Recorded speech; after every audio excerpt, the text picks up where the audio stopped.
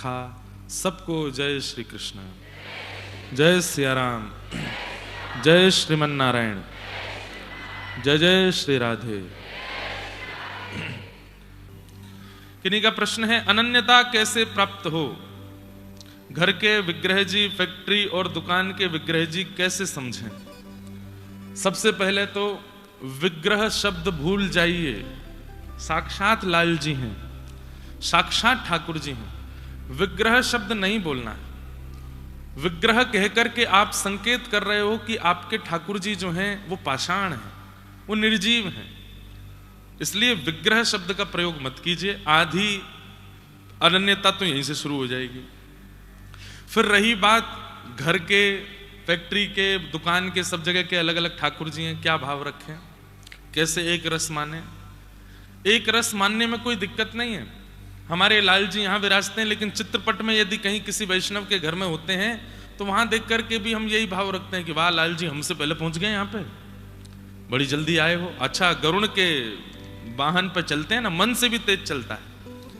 तो एक बुद्धि रखनी पड़ेगी कि एक ही हमारे लाला हैं, वही चित्रपट के रूप में सब जगह विराजमान। घर पर तो सब सेवा हो जाती है, परंतु अन्य जगह कैसे सेवा करें? इसमें यही भाव है कि घर के ठाकुर जी तो आप पूर्ण रूप से, भाव रूप से सेवा वाले ही रखो। बाकी जगह ठाकुर जी के प्रतिनिधि चित्र स्वरूप विराजमान कर दो और इस भाव से सेवा। अगर वहां पर भी स्वरूप विराज रहे हैं ठाकुर जी के, तो वहां किसी को नियुक्त करो। अब फैक्ट्री और दुकान कह रहे हो, इतना खर्चा तो आप पे होगा ही कि कोई ब्राह्मण देवता को आप सेवा में लगा सको, जो वहां आपके द्वारा सेवा कर दिया करें। बाकी अनन्यता विश्वास से प्रकट होती है। न अन्य इति अनन्य, अपने एक के अलावा किसी अन्य में बुद्धि ना जाना, इसी को अनन्यता कहते हैं, और वो विश्वास से ही आती है। मेरे तो गिरधर गोपाल, दूसरो ना कोई, मेरे तो गिरधर गोपाल, दूसरो ना कोई। जाके सिर मोर मुकुट, मेरो पैती सोई, मेरे तो गिरधर गोपाल। मीराबाई की कैसी अनन्यता, इसी को अनन्य भाव कहते हैं। और वो विश्वास से प्रकट होगा। विश्वास कैसे प्रकट होगा? सत्संग से प्रकट होगा, हरिजनों के संग से प्रकट होगा, कथा श्रवण से प्रकट होगा, और कई बार जीवन में आई घटना और उस घटना के समय पर किया गया कीर्तन और उस कीर्तन से नष्ट हुई वो घटना विश्वास को प्रकट करती है। पर घटना की प्रतीक्षा क्यों करो, पहले से ही विश्वास रखो। दूसरा भाव, भगवान अपने भक्त का अपनी ओर कैसे खींचते हैं, उसके योग्य गुणों को, स्वभाव को देख के। रूप, अष्टसखा गाते हैं, प्रीतम प्रीत ही सो पई है, यद्यपि रूप गुणशील सुधरता, इन बातन न रिझई है, प्रीतम प्रीत ही सो पई है। आपके चित्त का व्यवहार कैसा है, आपके अंदर प्रीति कैसी है, आपके अंदर प्रेम कितना है, आपके अंदर धन्यता कितनी है, आप सरल कितने हो, आपका स्वभाव मधुर कितना है, उससे ठाकुर जी रीझते हैं। अपने जीवन में होने वाली गतिविधियों पर आप क्या निर्णय लेते हो, उससे ठाकुर जी रीझते हैं। ये जो जीवन में कई बार संकट आते हैं ना, ये ठाकुर जी भेजते हैं जानबूझ के, देखूं तो सही कहां निर्णय लेगो।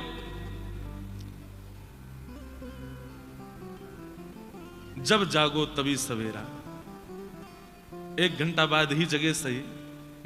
तानपुरा को लेके, लेकिन बढ़िया है, ध्यान से सुनो। क्या बता रहा था मैं? कई बार जीवन में परिस्थिति ठाकुर जी भेजते हैं ये देखने के लिए कि अब ये क्या निर्णय लेगा। अब द्रौपदी जैसी परिस्थिति भगवान किसी को ना दें। निर्दोष 5 बालकों को मार दिया अश्वत्थामा ने, और द्रौपदी रो रही है, बिलक रही है कि मेरे निर्दोष बालक मार दिए। भगवान कृष्ण की बहन है, ठाकुर जी बहन कहकर के द्रौपदी को बुलाते हैं, उसके 5 निर्दोष बालकों को मार दिया। उनके शव पड़े हैं सामने, और उसी समय अर्जुन अश्वत्थामा को बांध करके, हाथ पैर बांध करके सामने लेकर के आता है। इसने मारा है 5 बालकों को। द्रौपदी तू आज्ञा कर, क्या करूं? मुच्यतामेष ब्राह्मणो नितरां गुरु। द्रौपदी क्या कहती है? छोड़ दो। क्यों? ये ब्राह्मण है, हम क्षत्रिय हैं। अरे जब घर में कोई घटना होती है या हमारी परिस्थिति में घटना, हम भूल जाते हैं सारे धर्म वेद शास्त्र गुरुजन सबको भूल जाते हैं। लेकिन द्रौपदी क्या कह रही है? 5 बालकों के शव पड़े हैं तब भी कह रही है कि इसको छोड़ दो। क्यों? ये ब्राह्मण है, हम क्षत्रिय हैं। ब्राह्मण को मारने का अधिकार नहीं है। दूसरी बात, यह भी किसी मां का बेटा है, और बेटे के मरने पर मां को कितनी वेदना होती है। अर्जुन, मैं उस वेदना से निकल रही हूं, मैं नहीं चाहती कि वो वेदना कोई और मां सहे। ये कोई पिक्चर की एक्ट्रेस नहीं बोल रही है, साक्षात प्रत्यक्ष महाभारत की द्रौपदी कह रही है, और भगवान खड़े खड़े सुन रहे हैं। बालकों के शव सामने पड़े हैं और द्रौपदी कितनी न्याय की बात कर रही है कि ये भी एक ठीक है, अपराधी को दंड मिलना चाहिए, लेकिन आपका उसके प्रति रुझान और व्यवहार कैसा है? ठाकुर जी ये देखते हैं। ये भी किसी मां का बेटा है। मैं वो वेदना उस मां को नहीं देना चाहती जिस वेदना में मैं स्वयं हूं, इसलिए इसको मत मारो।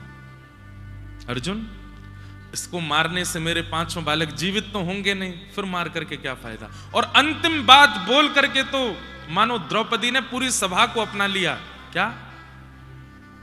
ये ब्राह्मण है, एक मां का पुत्र है, आदि आदि ये सब बात एक तरफ। जिस गुरु ने तुमको धनुष बाण चलाना सिखाया, ये उनका बेटा है।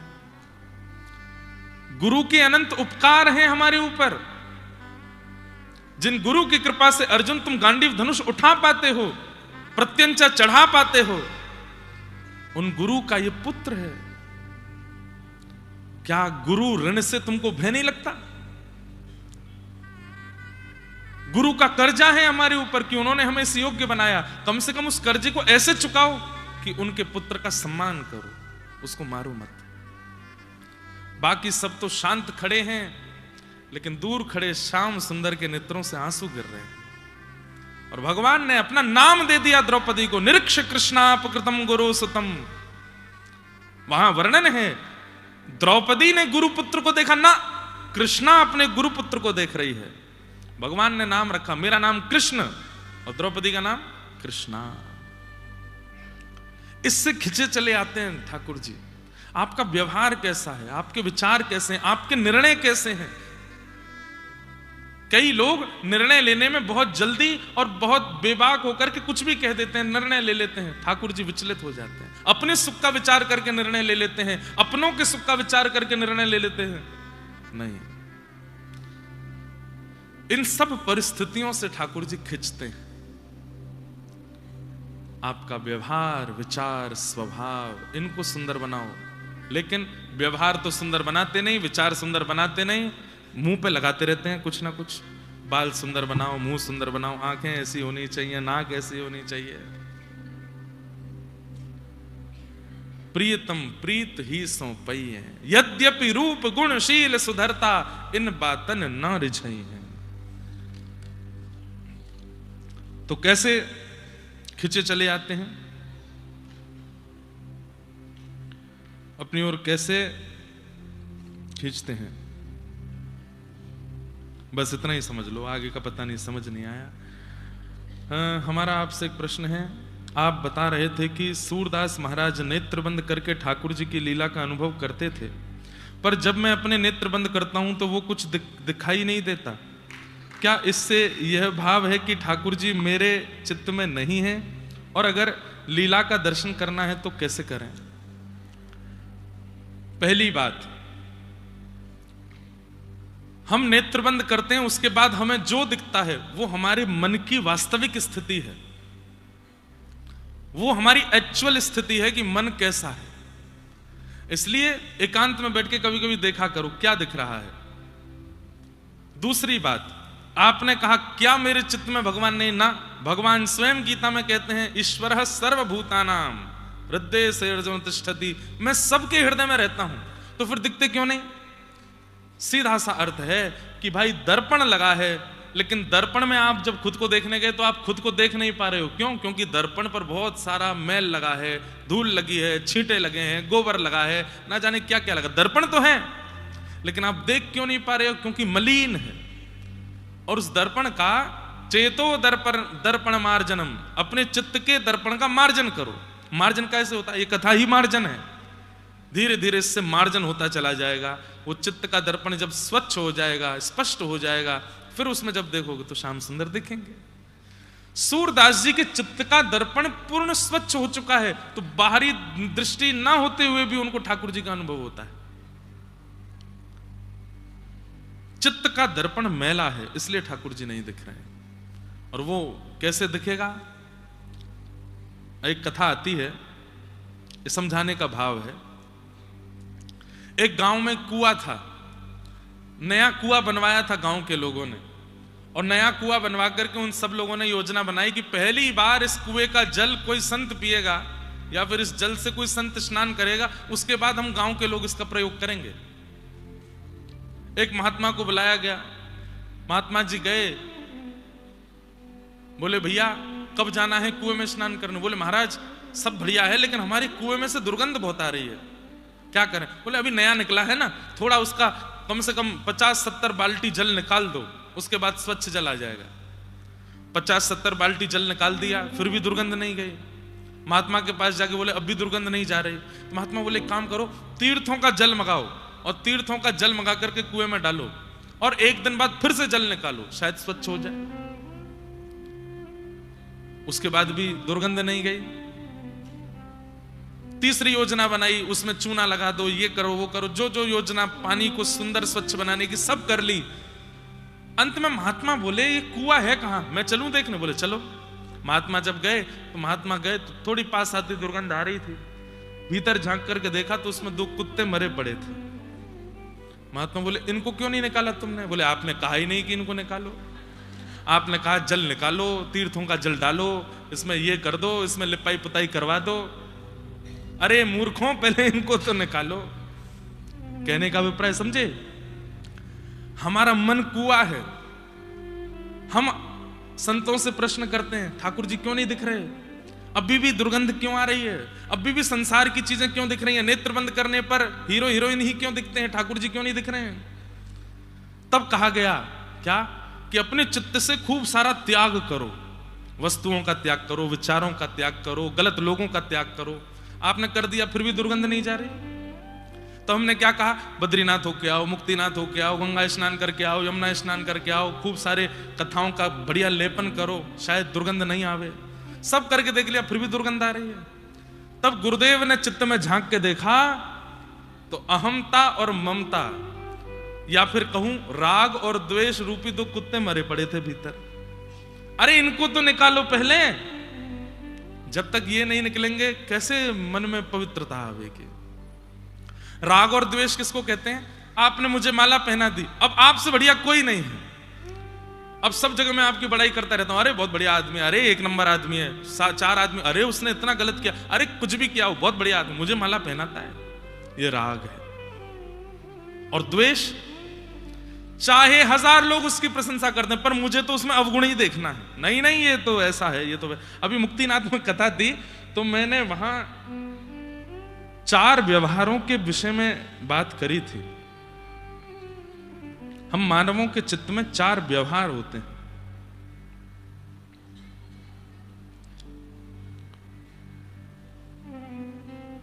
बहुत सुंदर भाव था।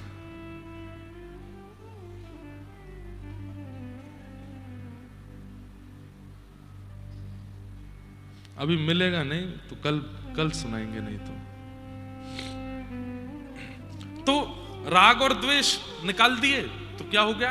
पवित्रता हो गई। तो जैसे आप कह रहे हैं कि आपको नेत्र बंद करने पर ठाकुर जी नहीं दिखते हैं, इसका मतलब ठाकुर जी हैं नहीं, ऐसा नहीं है। ठाकुर जी तो हैं, पर ठाकुर जी के आगे बहुत कुछ रखा है जिसके कारण ठाकुर जी दिख नहीं रहे। उनका मार्जन करना प्रारंभ करो, दिख जाएंगे, अनुभव हो जाएगा। और आप यदि कहो कैसे करूं, क्या करूं, आपसे बढ़िया आप कौन हो ये कोई नहीं जानता। व्यक्ति कैसा है ये केवल दो लोग जानते हैं, लिख लीजिएगा। व्यक्ति कैसा है ये दो लोग जानते हैं, पहले भगवान, दूसरा वो खुद। एनिवर्सरी मना रहे हैं, कितने साल हो गए?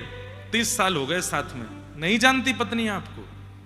50 साल हो गए, नहीं जानता पति आपको। बहुत सारे रहस्य हैं जो व्यक्ति अपने अंदर रख करके चला जाता है संसार से, किसी को नहीं बता के जाता। इसलिए दो ही लोग जानते हैं आपको, एक तो भगवान और एक आप खुद। आपको पता है कि आपके अंदर कितनी कमियां हैं, कितनी गलतियां हैं, कितनी गड़बड़ियां हैं, कितने बुरे व्यवहार हैं, सबकी लिस्ट बनाओ। उन सबके पीछे ठाकुर जी दबे हुए हैं। जैसे जैसे उनका मार्जन करते जाओगे, एक दिन सूरदास जी की तरह हमें भी ठाकुर जी का अनुभव हो जाएगा। करिए। अगर स्वप्न में दीक्षा मिल जाए 3-4 बार तो फिर क्या समझना चाहिए?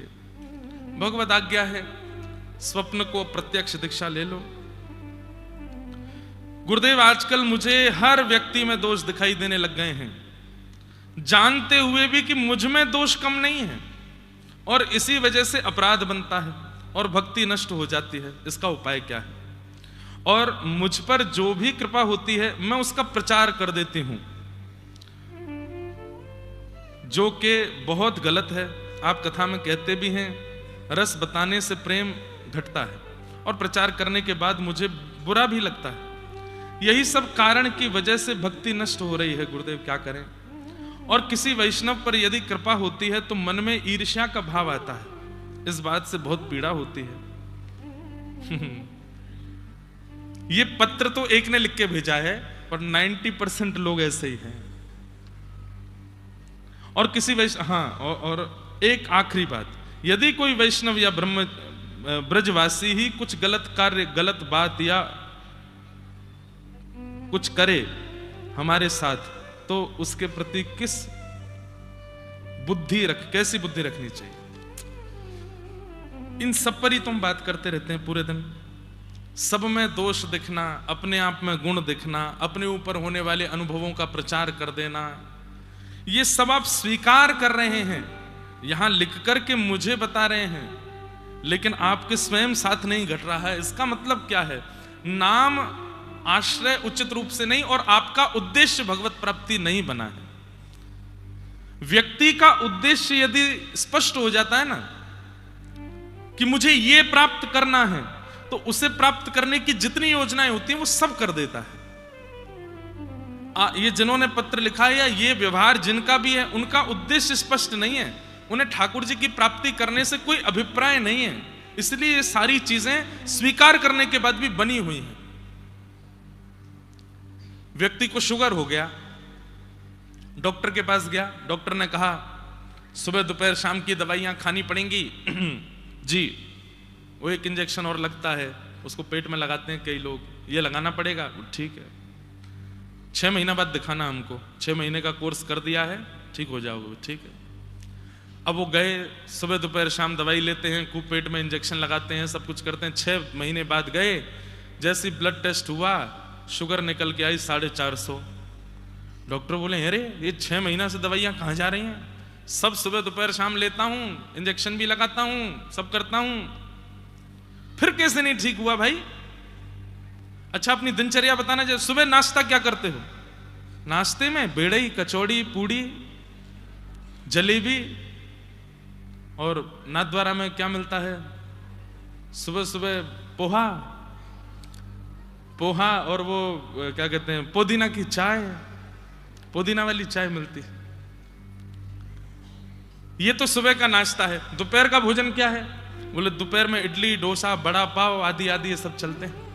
और रात्रि को तो हम लोग घर में भोजन नहीं बनाते, बाहर से मंगाते हैं, पिज्जा, बर्गर। अरे दारी के तू कितनी दवाई ले ले फिर भी ठीक नहीं होएगा। क्यों? क्योंकि परहेज नहीं है। ये जिन्होंने पत्र लिखा है या इस प्रकार का व्यवहार जिन किसी का भी है, वो कथा तो सुन रहे हैं, वो नाम तो कर रहे हैं, वो तिलक तो लगा रहे हैं, इसका मतलब दवाइयां ले रहे हैं, लेकिन परहेज नहीं कर रहे हैं। परहेज क्या है? गलत स्थान पर नहीं जाना, गलत व्यक्तियों से नहीं मिलना, गलत खाना नहीं है, गलत पीना नहीं है, हर प्रकार की तजोरे मन हरि विमुखन को संग, जाके संग कुमति उपजत है पड़त भजन में भंग, कहा होत पे पान कराए विष नहीं तजत भुजंग, तजोरे मन हरि विमुखन को संग। मतलब औषधि तो ले रहे हो आप, कथा सुन रहे हो, स्वीकार भी कर रहे हो कि मुझ में ये सारे दोष हैं, तिलक स्वरूप भी लगाते ही होंगे, नाम जप भी करते ही होंगे, लेकिन परहेज नहीं कर रहे हो। परहेज ना करने के कारण ये दोष आ रहा है और ये दोष अभी तक बना हुआ है। इसलिए परहेज करना भी प्रारंभ करो, गलत स्थान पर नहीं जाना, गलत भोजन नहीं करना, गलत व्यक्ति का, और सबसे बड़ी बात, आप गलत स्थान पे भी नहीं जाते, भोजन भी गलत नहीं करते, लेकिन कोई एक व्यक्ति ऐसा आपसे जुड़ा हुआ है जो सारी गलतियां करता है, तो उसकी वजह से भी आप में दोष बचे रहते हैं। औषधि लेने के बाद भी रोग ना जावे, इसका मतलब आप कुछ तो ऐसा सेवन कर रहे हो जो आपके रोग को बनाए रखा है। इसलिए परहेज करो, दूषितताओं का त्याग करो। आदि आदि स्वभाव हैं।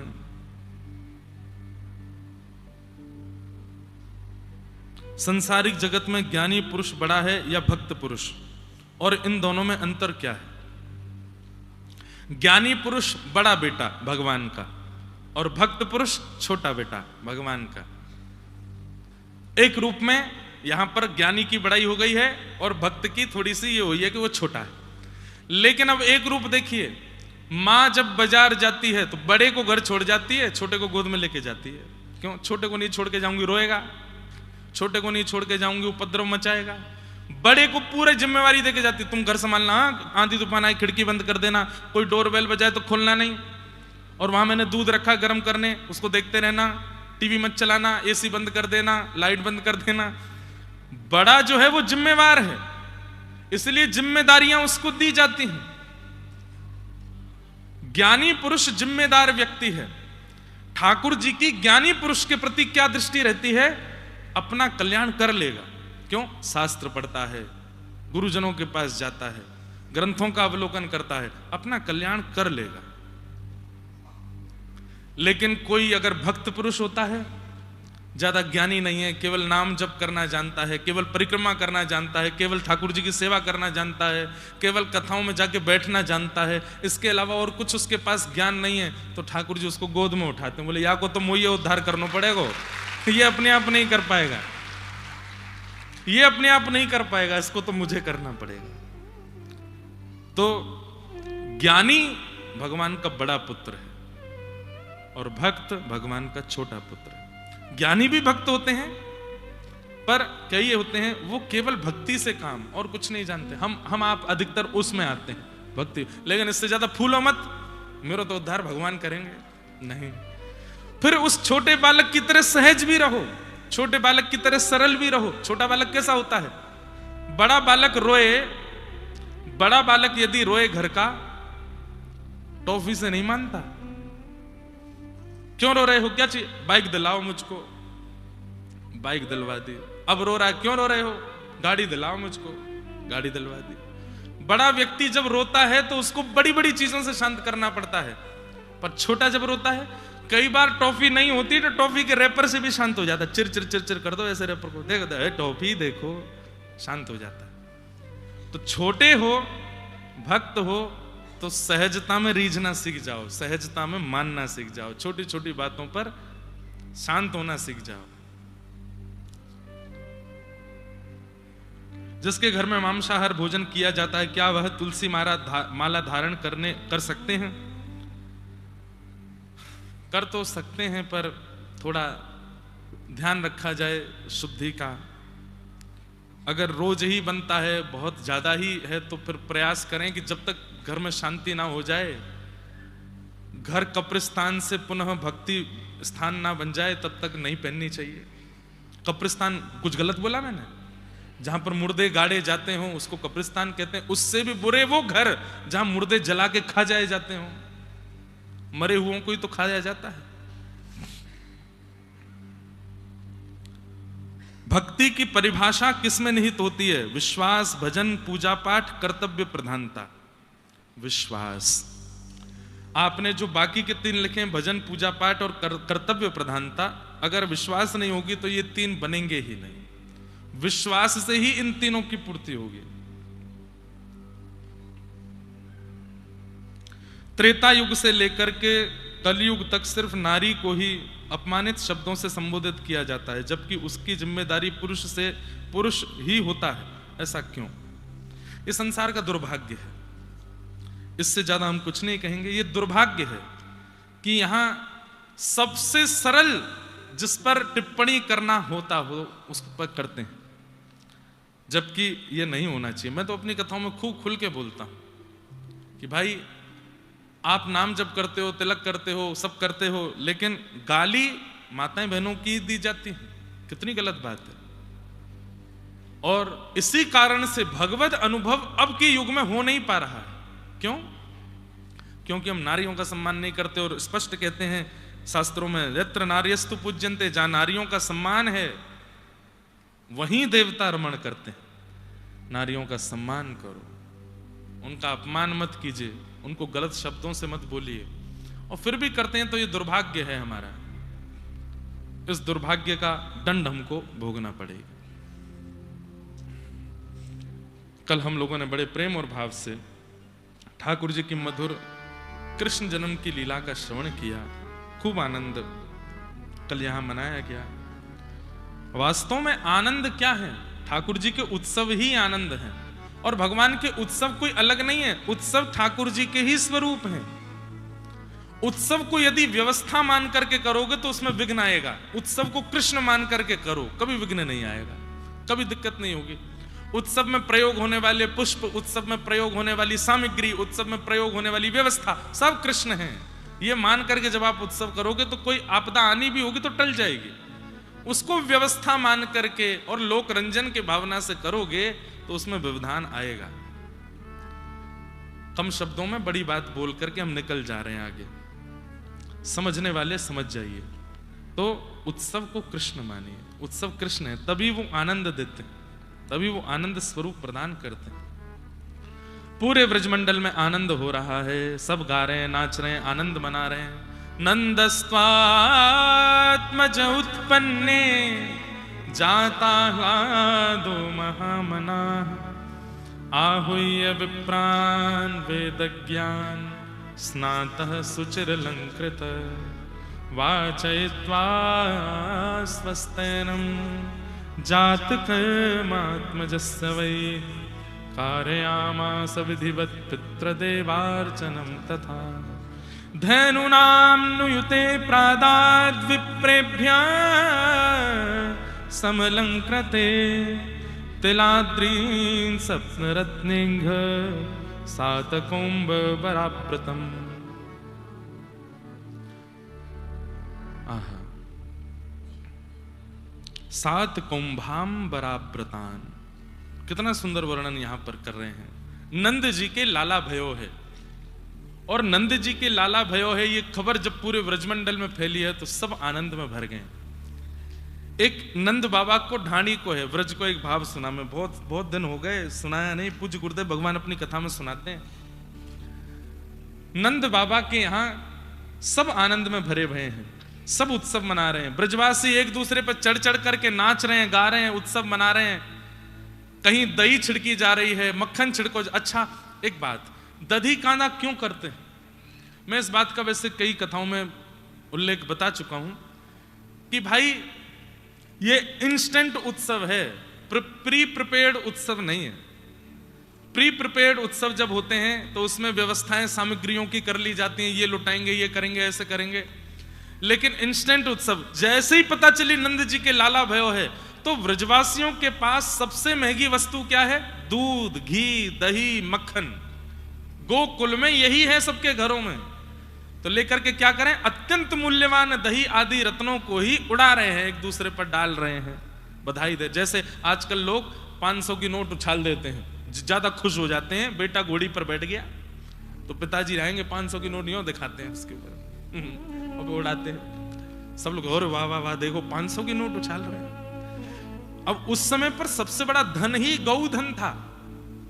जब पता चली नंद जी के लाला भयो है ब्रजवासी अपने घर घर से लेकर के आए हैं और सब सामग्री एक दूसरे पर लुटा रहे हैं।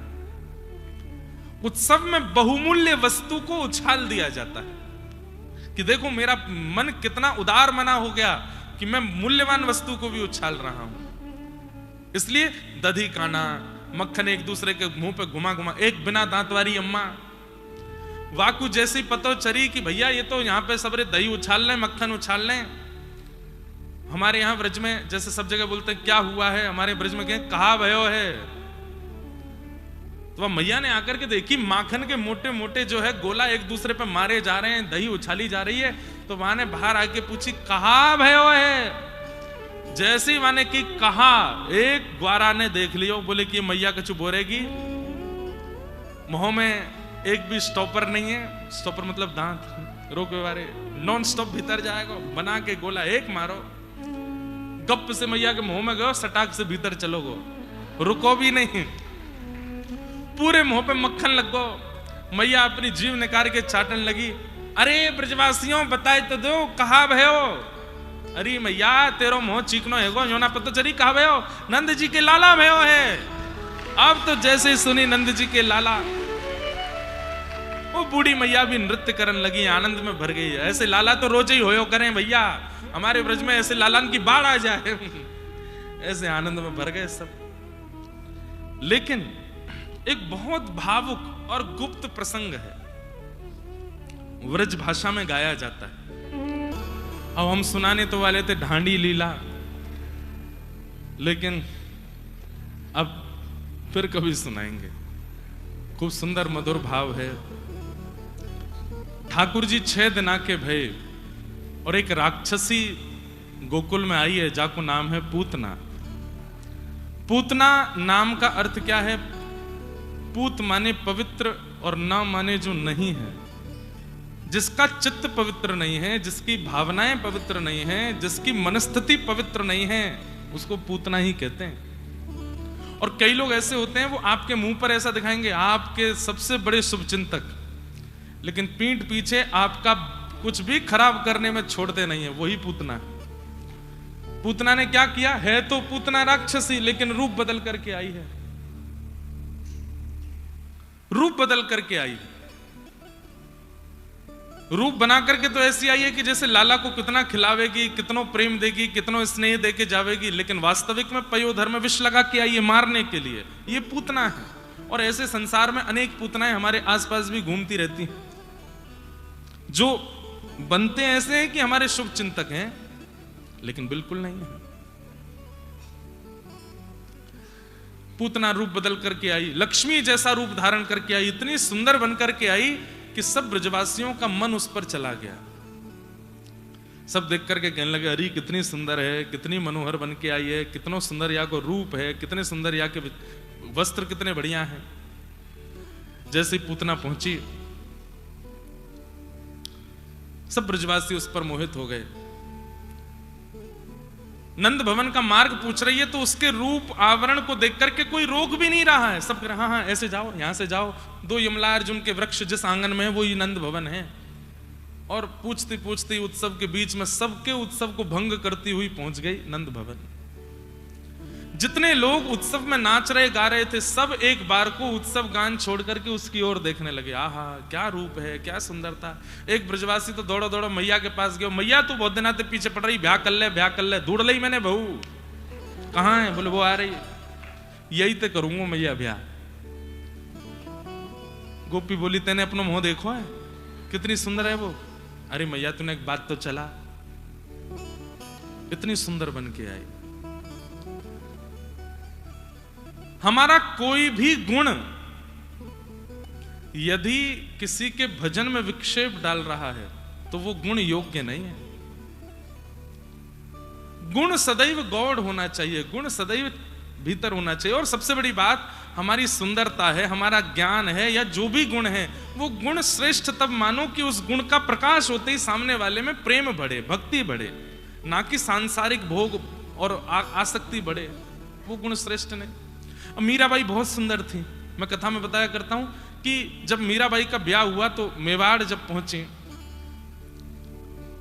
आप सब मेवाड़ से ही हो, मीराबाई जब पहुंची तो ऐसा बाईसा के चरित्र में लिखा है कि मेवाड़ में ज्यादा संत महापुरुषों का आगमन होता नहीं था।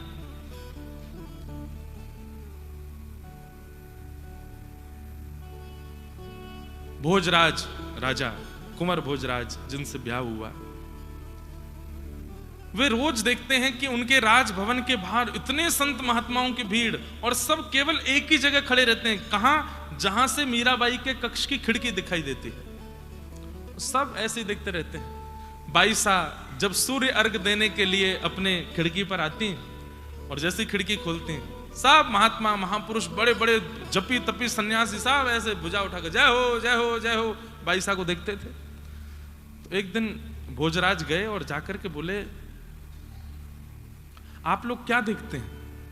मीरा बहुत सुंदर है, उसका रूप बहुत आकर्षक है, वो देखने आते हैं? तो सब बोले, नहीं भगवान, हरिद्वार नहाए आए, सब जगह घूमे आए, बड़े बड़े तीर्थन में जाए करके जप तप कर आए, उसके बाद एक क्षण के लिए ठाकुर जी का अनुभव होता है।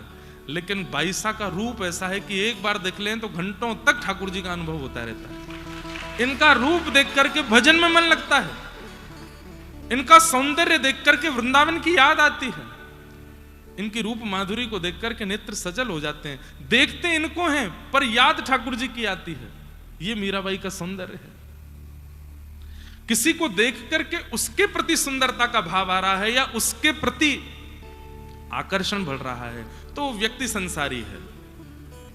लेकिन किसी की सुंदरता देख के, किसी भी गुण को जानकर समझकर भगवत प्रीति बढ़ रही है, ठाकुर जी के प्रति प्रेम बढ़ रहा है, तो इसका मतलब वो भजनानंदी है, वो वैष्णव है। तो जो भी सुंदर हैं, जो भी गाना जानते हैं, जो भी बोलना अच्छा जानते हैं, शरीर बहुत अच्छा है, किसी भी गुण से युक्त हैं, प्रयास कीजिए कि उस गुण का आस्वादन करने वाले में आपके प्रति आसक्ति ना बन के ठाकुर जी के प्रति आसक्ति बने। वो कब बनेगी? जब आप भजन करोगे, जब आप अपने गुण को ठाकुर जी में विलीन कर दोगे। हो बाला मैं बैरागन हूंगी, मैं बैरागन। क्यों हूंगी बैरागन? जिन भेषा मेरो सावरो रीझे, जिन भेषा मेरो सावरो रीझे, मैं सोही भेष धरूंगी। ओ बाला सोही भेष धरूंगी, ओ मैं बैरागन हो। अच्छा, गुण को श्रेष्ठ बनाने का एक उपाय और है। क्या? उस गुण से संसार को ना रिझा के ठाकुर जी को रिझाओ। जो भी गुण है, अब जैसे किसी को गाना आ जाता है तो वो माइक ले लेकर के सब जगह अपने प्रस्तुति करने लगता है कि 4 लोग मेरी वाहवाही कर दें, 4 लोग मुझसे रीझ जाएं, 4 लोग मुझसे प्रसन्न हो जाएं। ना, गाना आता है तो एकांत में बैठ के ठाकुर जी के सामने गाओ, ठाकुर जी को रिझाने का प्रयास करो। वो दुनिया वाहवाही नहीं चाहिए, आप एक बार बोल दो वाह, आप एक बार वाह बोल दोगे, नाथ में प्रसन्न। भोजन बनाना आता है, कई लोग होते हैं उनके हाथ में स्वाद होता है। महाराज ऐसे ऐसे लोग होते हैं, किसी सामग्री को छू दें स्वादिष्ट हो जाती है। कुछ भी बना दें, जैसे घर की मां पीली दाल बनाएगी, बिल्कुल साधारण, कुछ नहीं डाला, हल्दी नमक डाला है, उस दाल का स्वाद कोई और पकड़ ही नहीं सकता, इतनी बढ़िया बनती है। वो रोटी बना के लाती है, गरम गरम फुल्का बना के लाती है, उस पर घी डाल देती है, दही से खा लो तो इतना स्वाद लगता है। क्यों?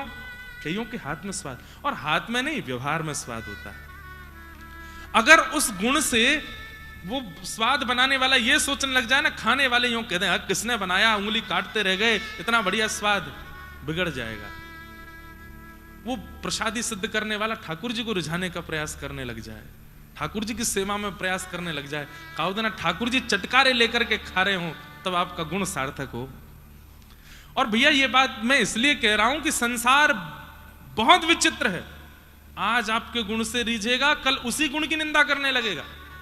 लेकिन ठाकुर जी एक बार जिस गुण से रीझते हैं ना, जीवन भर फिर उस गुण के अधीन रहते हैं, सदा उसके अधीन रहते हैं। इसलिए रूप है, सौंदर्य है, शरीर है, वाणी है, भोजन बनाने की कला है, नृत्य करने की कला है, कोई भी गुण आपके पास है, उस गुण से प्रयास करो ठाकुर जी को रिझाने का।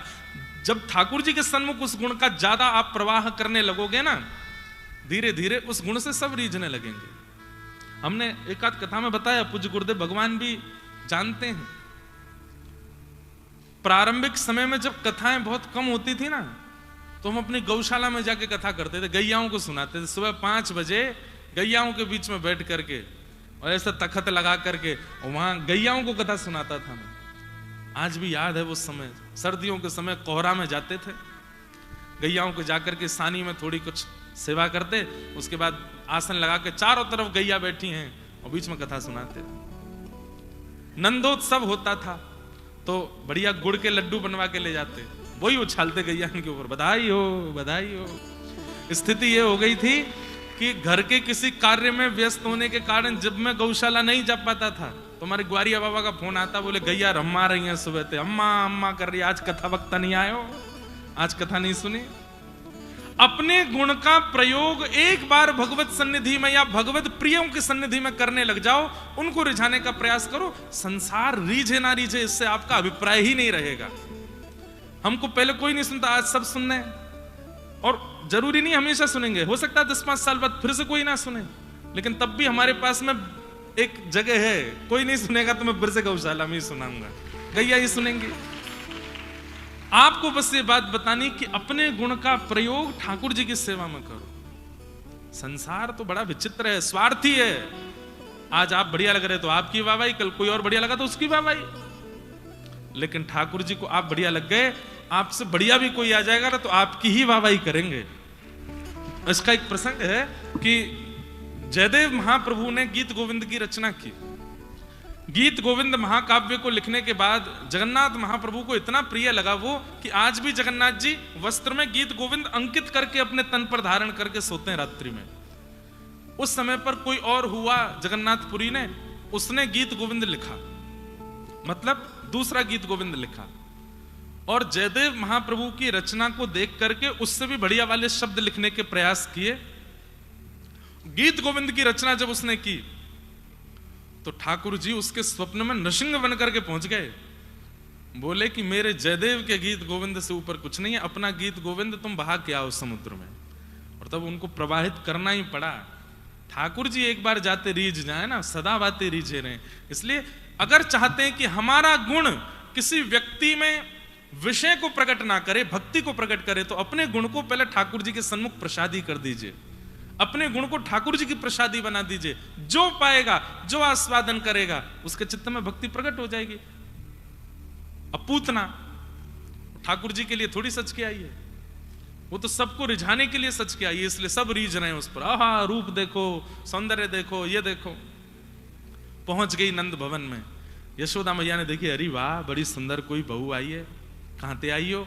मैं मिश्राणी हूं, पास के गांव ते आई हूं, आपके लाला को आशीर्वाद देवे आई हूं। बोले अच्छा, लाला को गोद में दे दियो।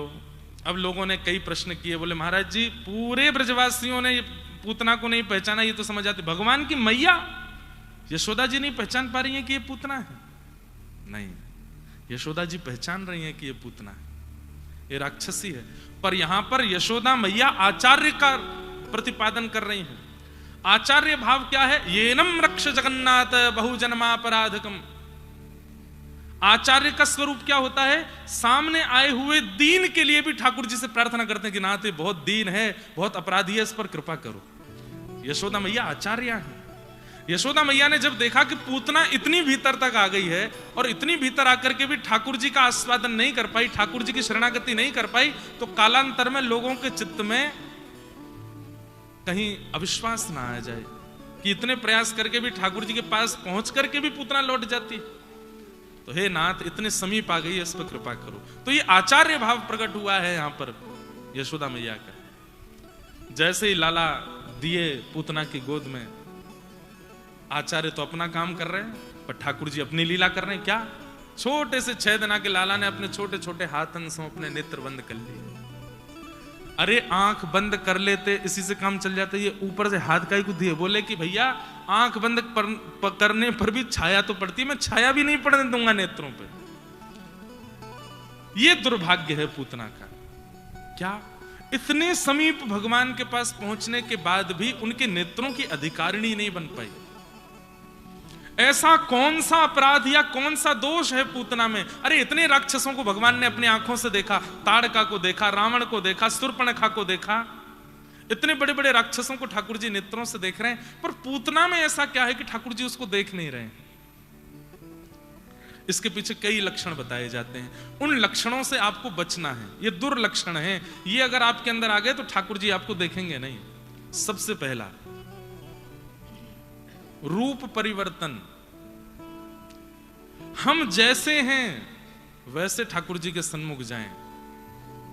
व्यवहार विचार यदि दूषित भी हैं तो ठाकुर जी के सामने जाकर के प्रार्थना कर दो। कौन कुटिल खलकामी मौसम, जो तन दियो ताहि बिसरायो। सूरदास जी कह रहे हैं मैं कुटिल हूं, मैं कामी हूं, मैं क्रोध। अपने स्वरूप का वर्णन कर दो ठाकुर जी के आगे जाकर के, स्पष्टता प्रस्तुत कर दो। छिपाओ मत या बदलो मत, जैसे हो वैसे रहो। रूप परिवर्तन पहला दुर्गुण। राक्षसी है लेकिन सुंदरी बनकर के आई है, लक्ष्मी बनकर के आई है पूतना।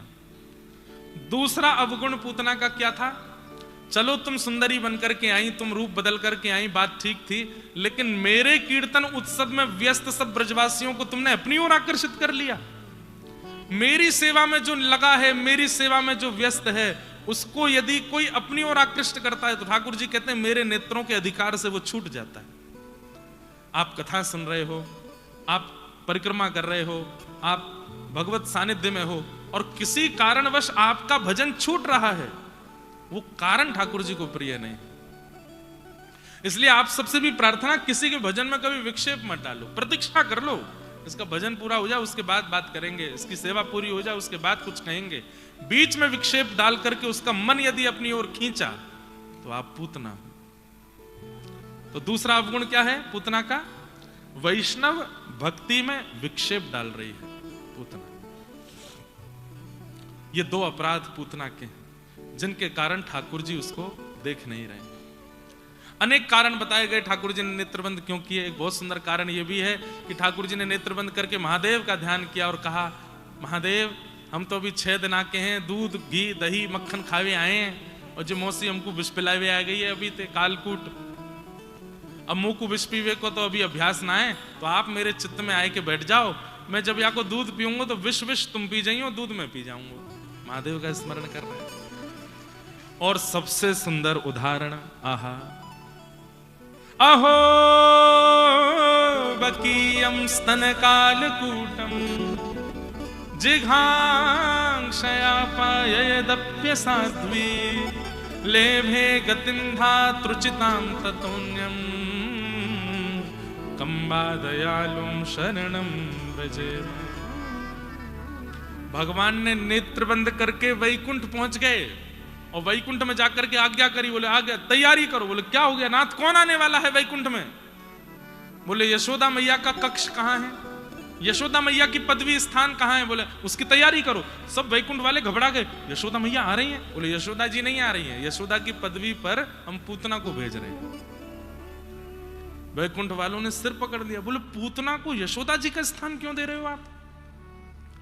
ठाकुर जी बोले यशोदा मेरी मैया है, वाके काजे तो पूरा वैकुंठ है, लेकिन मेरे परिकर के स्थान, ठाकुर जी जब अवतार लेते हैं तो उनके परिकर का स्थान वैकुंठ में नियुक्त होता है कि जब जब परिकर आएंगे तो उनको ये स्थान देना है। तो यशोदा मैया का स्थान नियुक्त कर दिया। बोले कौन? पूतना आएगी। क्यों? पहले भगवान ने दोष देख करके उसको दर्शन नहीं दिया, उसको देखा नहीं, ये तो पहली बात। लेकिन अपनी कृपालुता कैसे छोड़ सकते हैं ठाकुर जी? वो दीन बंधु हैं, वो कृपालु हैं। इतना करने के बाद भी पूतना पे दया कर रहे हैं। बोले क्या? इसका पयोधर हम पिएंगे और पयोधर पान करके जब इसका वध करेंगे तो मृत्यु के बाद ये वैकुंठ आएगी, यशोदा मैया के स्थान पे बैठेगी। बोले क्यों? मारने आई है आपको, वैकुंठ भेज दीजिए, पर यशोदा मैया के स्थान पे क्यों? ठाकुर जी बोले हमको इसका मारने का तरीका बहुत बढ़िया लग रहा है हमको। कोई अस्त्र से मारता, कोई शस्त्र से मारता, कोई बाण से मारता है, कोई तरीके ये मैया की तरह वात्सल्य भाव प्रकट करके मारने आई है, इसलिए मैं इस पर बहुत प्रसन्न हूं। इसको यशोदा मैया की गति देनी है। कम्बा दयालु, कितने दयालु हैं ठाकुर जी। पहले अवगुण देख करके उसको दर्शन आंख बंद कर ली, लेकिन तुरंत ठाकुर जी का गुण प्रकट हो। एक क्षण बाद ही ठाकुर जी ने वैकुंठ में जाके व्यवस्था कर दी, बोले उसको भी यहां भेजेंगे। कई बार हम लोग कह देते हैं कि श्री जी अवगुण नहीं देखते, लेकिन ठाकुर जी देखते हैं। इतनी ज्यादा बुराई भी नहीं करनी चाहिए। ठाकुर जी ठीक है, पहले पहले कभी अवगुण देखते हैं, लेकिन ठाकुर जी की आदत है, स्वभाव है गुण देखना, और अवगुण होते हुए भी उस पर कृपा करना। वो स्वभाव है ठाकुर जी का। पूतना ने जैसे अपना पयोधर भगवान के मुख में दिया, भगवान ने पहले उसके विष को पिया, रसतत्वों को पिया, दुग्ध को पिया, पुण्यों को पिया, पापों को पिया, और पीते पीते पीते पीते 15 मिनट हो गए ठाकुर जी को। पूतना बोली मरता नहीं है बालक, इतनी देर हो गई। कालकूट विष, भयंकर विष लगा के आई थी पयोधर में, अभी तक नहीं मरा। जैसे पूतना ने देखा तो अंत में ठाकुर जी ने प्राणै शमं रोष समन्वितो पिबत, जैसे ही प्राण पीने प्रारंभ किए, सा मुंच मुंचालिमित प्रभाषिणी, अरे बालक छोड़, अरे बालक छोड़, पकड़ करके ठाकुर जी को अपने पयोधर से दूर करने लगी। लेकिन ठाकुर जी ने ऐसे जकड़ करके पकड़ा है उसके पयोधर को, नहीं छोड़ रहे हैं। पूज्य गुरुदेव भगवान कहते हैं कि 6 दिना के लाला बोल पड़े, मौसी जी हम पे तो पकड़वो ही आवे, छोड़वो ना आवे। और एक बार जाय को पकड़ ले ना तो फिर ठिकाने लगा कि छोड़े। और महाराज पूतना का विशाल विकराल स्वरूप हो गया, चिल्लाने लगी, चीखने लगी, लेकिन ठाकुर जी उसके पयोधर को नहीं छोड़ रहे हैं, प्राण पी रहे हैं। हमारे आचार्य चरण इस पर इतना सुंदर भाव कहते हैं कि पूतना के प्राण इतने पवित्र नहीं है कि ठाकुर जी पिए, फिर प्राण क्यों पी रहे हैं।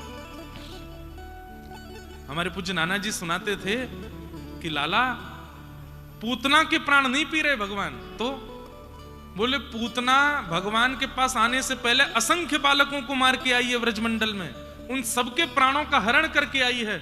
तो ठाकुर जी ने मन में विचार कियो, जन्माष्टमी को उत्सव चल रहा है, 6 दिन भय, अभी तो 6 महीना तक उत्सव चलना है, नेक देर में बात फैल जाएगी, यहाँ बालक मर गए, यहाँ बालक मर गए, यहाँ बालक मर गए, सब जगह से अशुभ समाचार आवेंगे, तो उत्सव विश्राम हो जाएगा, और उत्सव विश्राम होएगा तो इन ब्रजवासी को कल्याण नहीं हो पाएगा, और वे निर्दोष बालक, मेरे प्रकट होने के बाद बालकन को वध नहीं होना चाहिए। तो भगवान ने पूतना के भीतर से उन समस्त निर्दोष बालकों के प्राण निकाल करके उन सब बालकों को पुनः जीवित कर दिया, जितने बालक मरे थे। इस प्रकार पूतना का वध किया। नंद भवन के पीछे महाराज किलोमीटरों में जाकर के उसका शरीर गिरा, धड़ाम से आवाज आई, पृथ्वी हिल सी गई, सब ब्रजवासी दौड़े तो देखे नंद भवन की पीछे की दीवार टूटी है और विशाल विकराल राक्षसी पड़ी है। यशोदा मैया ढूंढी, कहां यशोदा मैया, कहीं और कार्य में व्यस्त, दौड़ी दौड़ी आई, कहां भयो, अरे लाला कहां है, पलना में देखे लाला नहीं, अरे वो सुंदरी आई, वही गोद में लेके बैठी, कहां गई। तो पूतना के अंग पर अभी भी वो वस्त्र थे जो सुंदरी वाले थे। यशोदा मैया बोली, अरे ये सुंदरीता के भेष में ही राक्षसी आई, लाला को लेके। ऊपर चढ़ के देखी तो ठाकुर जी पयोधर पे अभी भी पौड़े। सब ने ऊपर चढ़ के छोटे से लाला को नीचे उतारो। जो ब्रजवासी कह रो मेरो या ते ब्याह कराई दियो, बाकी मैया बोली अरे करेगो ब्याह, देख कैसी बन के आई है ये। भैया आज के बाद नियम लूंगा, बोले का कोई सुंदरी ते ब्याह नहीं करूंगा, कहा पतो बाद में चल के ऐसी है जाए। लेकिन ये सब बातें तो एक तरफ की विनोद की हैं, लेकिन इसमें एक बहुत सुंदर प्रसंग है। क्या 6 दिन हो गए ठाकुर जी को प्रकट हुए, और 6 दिन से ब्रज में एक वर्ग है जो बहुत व्याकुल है, और वो है गौ माता। गैया गौशाला में खड़ी खड़ी रम्हा रही है। नंद घर आनंद भयो जय कन्हैया लाल की उत्सव सुनकर के उनको प्रसन्नता भी हो रही है, लेकिन वे दुखी भी हो रही है। क्यों? अरे ठाकुर जी कहते मैं गैयान की रक्षा के काजे आया हूं, 6 दिन है गए अभी तक हमें दर्शन नहीं दिए, इन ब्रजवासी को दर्शन दे रहे हैं, संत महात्मान को दर्शन दे रहे हैं, और हम गैया, अरे यमुना जी को भी दर्शन दिया आपने, मथुरा से आते समय यमुना जी को भी दर्शन है गयो, हम गैयान के काजे आए, हमें कब दर्शन दोगे? तो ठाकुर जी ने 6 दिना से यूं सोच रहे हैं गैयान के कहा करूं, कोई ऊंची नसेनी आवे, लंबो ऊंचो मंच आवे तो वहां से इनको दर्शन कराऊं अपनो। सो पूतना को मंच बना के बुलाया ठाकुर जी ने। जैसे ही पूतना विशाल विकराल हुई, पयोधर पर पड़े भय ठाकुर जी ने गौशाला में खड़ी खड़ी सब गैयान को दर्शन दे दियो। सब गैयान ने ठाकुर जी को देख लियो, सब आनंदित है गए। इतना ही नहीं, वो गैया सब व्याकुल थी। तो जब ठाकुर जी को पूतना का स्पर्श हुआ, सब गोपियां बोली राक्षसी ने लाला को स्पर्श किया है, लाला को शुद्धिकरण करना पड़ेगा। कहाँ लेके जाएं? बोले गौशाला लेके चलो। और तुरंत ठाकुर जी को लेकर के गैयान के बीच में सब गोपियां आई हैं। आहा, गौमूत्रेण स्नापित्वा, ऐसी चिकित्सा दुनिया में कहीं नहीं हो सकती। गौमूत्र से ठाकुर जी को स्नान कराया। गौमूत्रेण स्नापित्वा पुनर्गौरज सार्भकम रक्षम चक्रुश्च शक्रता द्वादशांगेषु नाम भी। गैयान के गौमूत्र से स्नान करायो। गौ खुर ठाकुर जी के श्री अंग पर लगाई है और एक गोपी गोद में लेके बैठी है और एक गोपी गैयान की पूंछ से लाला को झाड़ो दे रही है। और सबसे बड़ी बात, 12 अंगों पर रज लगा करके भगवान के नाम से ही भगवान को झाड़ा दे रहे हैं। ठाकुर जी मंद मंद मुस्का रहे हैं। वाह, इन ब्रज की गोपियों ने आज ये बात सार्थक कर दी कि मोते भी बड़ो मेरो नाम है, मुंह पे भी अलाय बलाय आवेगी तो मेरे नाम से ही दूर की हो जाएगा। और गैयाओं को ठाकुर जी का स्पर्श हो गया तो जो एक वर्ग नाराज बैठा था वो भी प्रसन्न हो गए। सब गैयाओं का भी आज उत्सव हो गया। इस प्रकार ठाकुर जी की पूतना मर्दन लीला हुई। बोलो भक्तवत्सल भगवान। ठाकुर जी धीरे धीरे 3 महीना के है गए और भगवान को पलना उत्सव मनाया हो गए। पहली बार ठाकुर जी ने करवट ली है। पूरे ब्रजमंडल में ढिंढोरो पिट गो महाराज की नंद के लाला ने करवट ली है, बधाई हो, नंद के लाला ने करवट ली है। श्री सांडिल्य मुनि के पास में पहुंच गए नंद बाबा। सांडिल्य मुनि बोले कैसे आए? बोले लाला ने करवट ली है, एक उत्सव करना है। सांडिल्य मुनि ऐसे बोले करवट को कौन सा उत्सव होवे? बोले करवट को उत्सव करना है। सांडिल्य मुनि बोले भैया करवट को कोई उत्सव नहीं है, या तो बढ़िया तुम पलना उत्सव करो लाला को। और पलना उत्सव में कहा करें? बोले केवल पुआ और रबड़ी की भंडारो कर दो। सब ब्रजवासियों को न्योता दिया गया, पुआ और रबड़ी को भंडारो भयो। लाला गदमद रस ऐसे हैं बिल्कुल। ये महाराज ऐसे हाथ कर लें तो यूं लटके हाथ, पी पी के दूध बिल्कुल ऐसे है गए, गाल मोटे मोटे, और महाराज ऐसे सुंदर कमल जैसे नेत्र ठाकुर जी के, और ये बढ़िया स्वरूप है ठाकुर जी को। सब ब्रजवासी तो कोई लाला के हाथ दबावे, कोई पाम दबावे, खिलखिल करके ठाकुर जी हंसे। लेकिन थोड़ी देर बाद ठाकुर जी चिड़चिड़ा गए। अब कोई गोपी आवे वो गाल खींचे, कोई गोपी आवे वो थोड़ी खींचे, पाम खींचे। सोई ठाकुर जी जोर से रोए। यशोदा मैया बोली हटो चलो सबरे, ऐसे लाला को परेशान करें। गोद में ले लिए और गोद में लेकर के लाला को दूर लेकर के गई। एक बैलगाड़ी के नीचे कपड़ा को एक बढ़िया सुंदर पलना बनायो, वहां में लाला सुबाई दिए। धीमे धीमे मैया झोटा दे रही है और जैसे ही लाला के नेत्र बंद भये, यशोदा मैया उठ के चली गई। ठाकुर जी मन में सोचे मैया मुझसे दूर जा रही है। मैं कथा में कहा करता हूं बंधुओं, ठाकुर जी को अटेंशन बहुत अच्छा लगता है। मैं तेरे पास आया हूं, तू मुझसे दूर मत जाए कर, तू मेरे पास ही रहकर, दिन भर मेरी सुध ले तो रहकर। लाला कहाँ कर रहे हैं? कछु खाएंगे, कछु पिएंगे, गर्मी तो नहीं लग रही, कछु व्यवस्था कर दूं, एसी लगा दूं, कूलर लगा दूं, खस की टाट लगा दूं, नेक चंदन घिसके लगा दूं। 24 घंटा उनका ध्यान धरते रहो। इतने प्रसन्न रहते हैं वो कि याकू मेरी इतनी चिंता है तो मोकू भी या की चिंता है। लेकिन सुबह दर्शन किए फिर पूरे दिन पूछे ही नहीं रहे कहां है ठाकुर जी। प्रिय नहीं ठाकुर जी। प्रेम लक्षण भक्ति यदि चित्त में है तो बार बार ठाकुर जी के पास जाते रहो, उनसे दूर मत रहो ज्यादा। आपका सामीप्य उनको सबसे ज्यादा प्रिय लगता है। वो आपके लिए आए हैं आपके पास।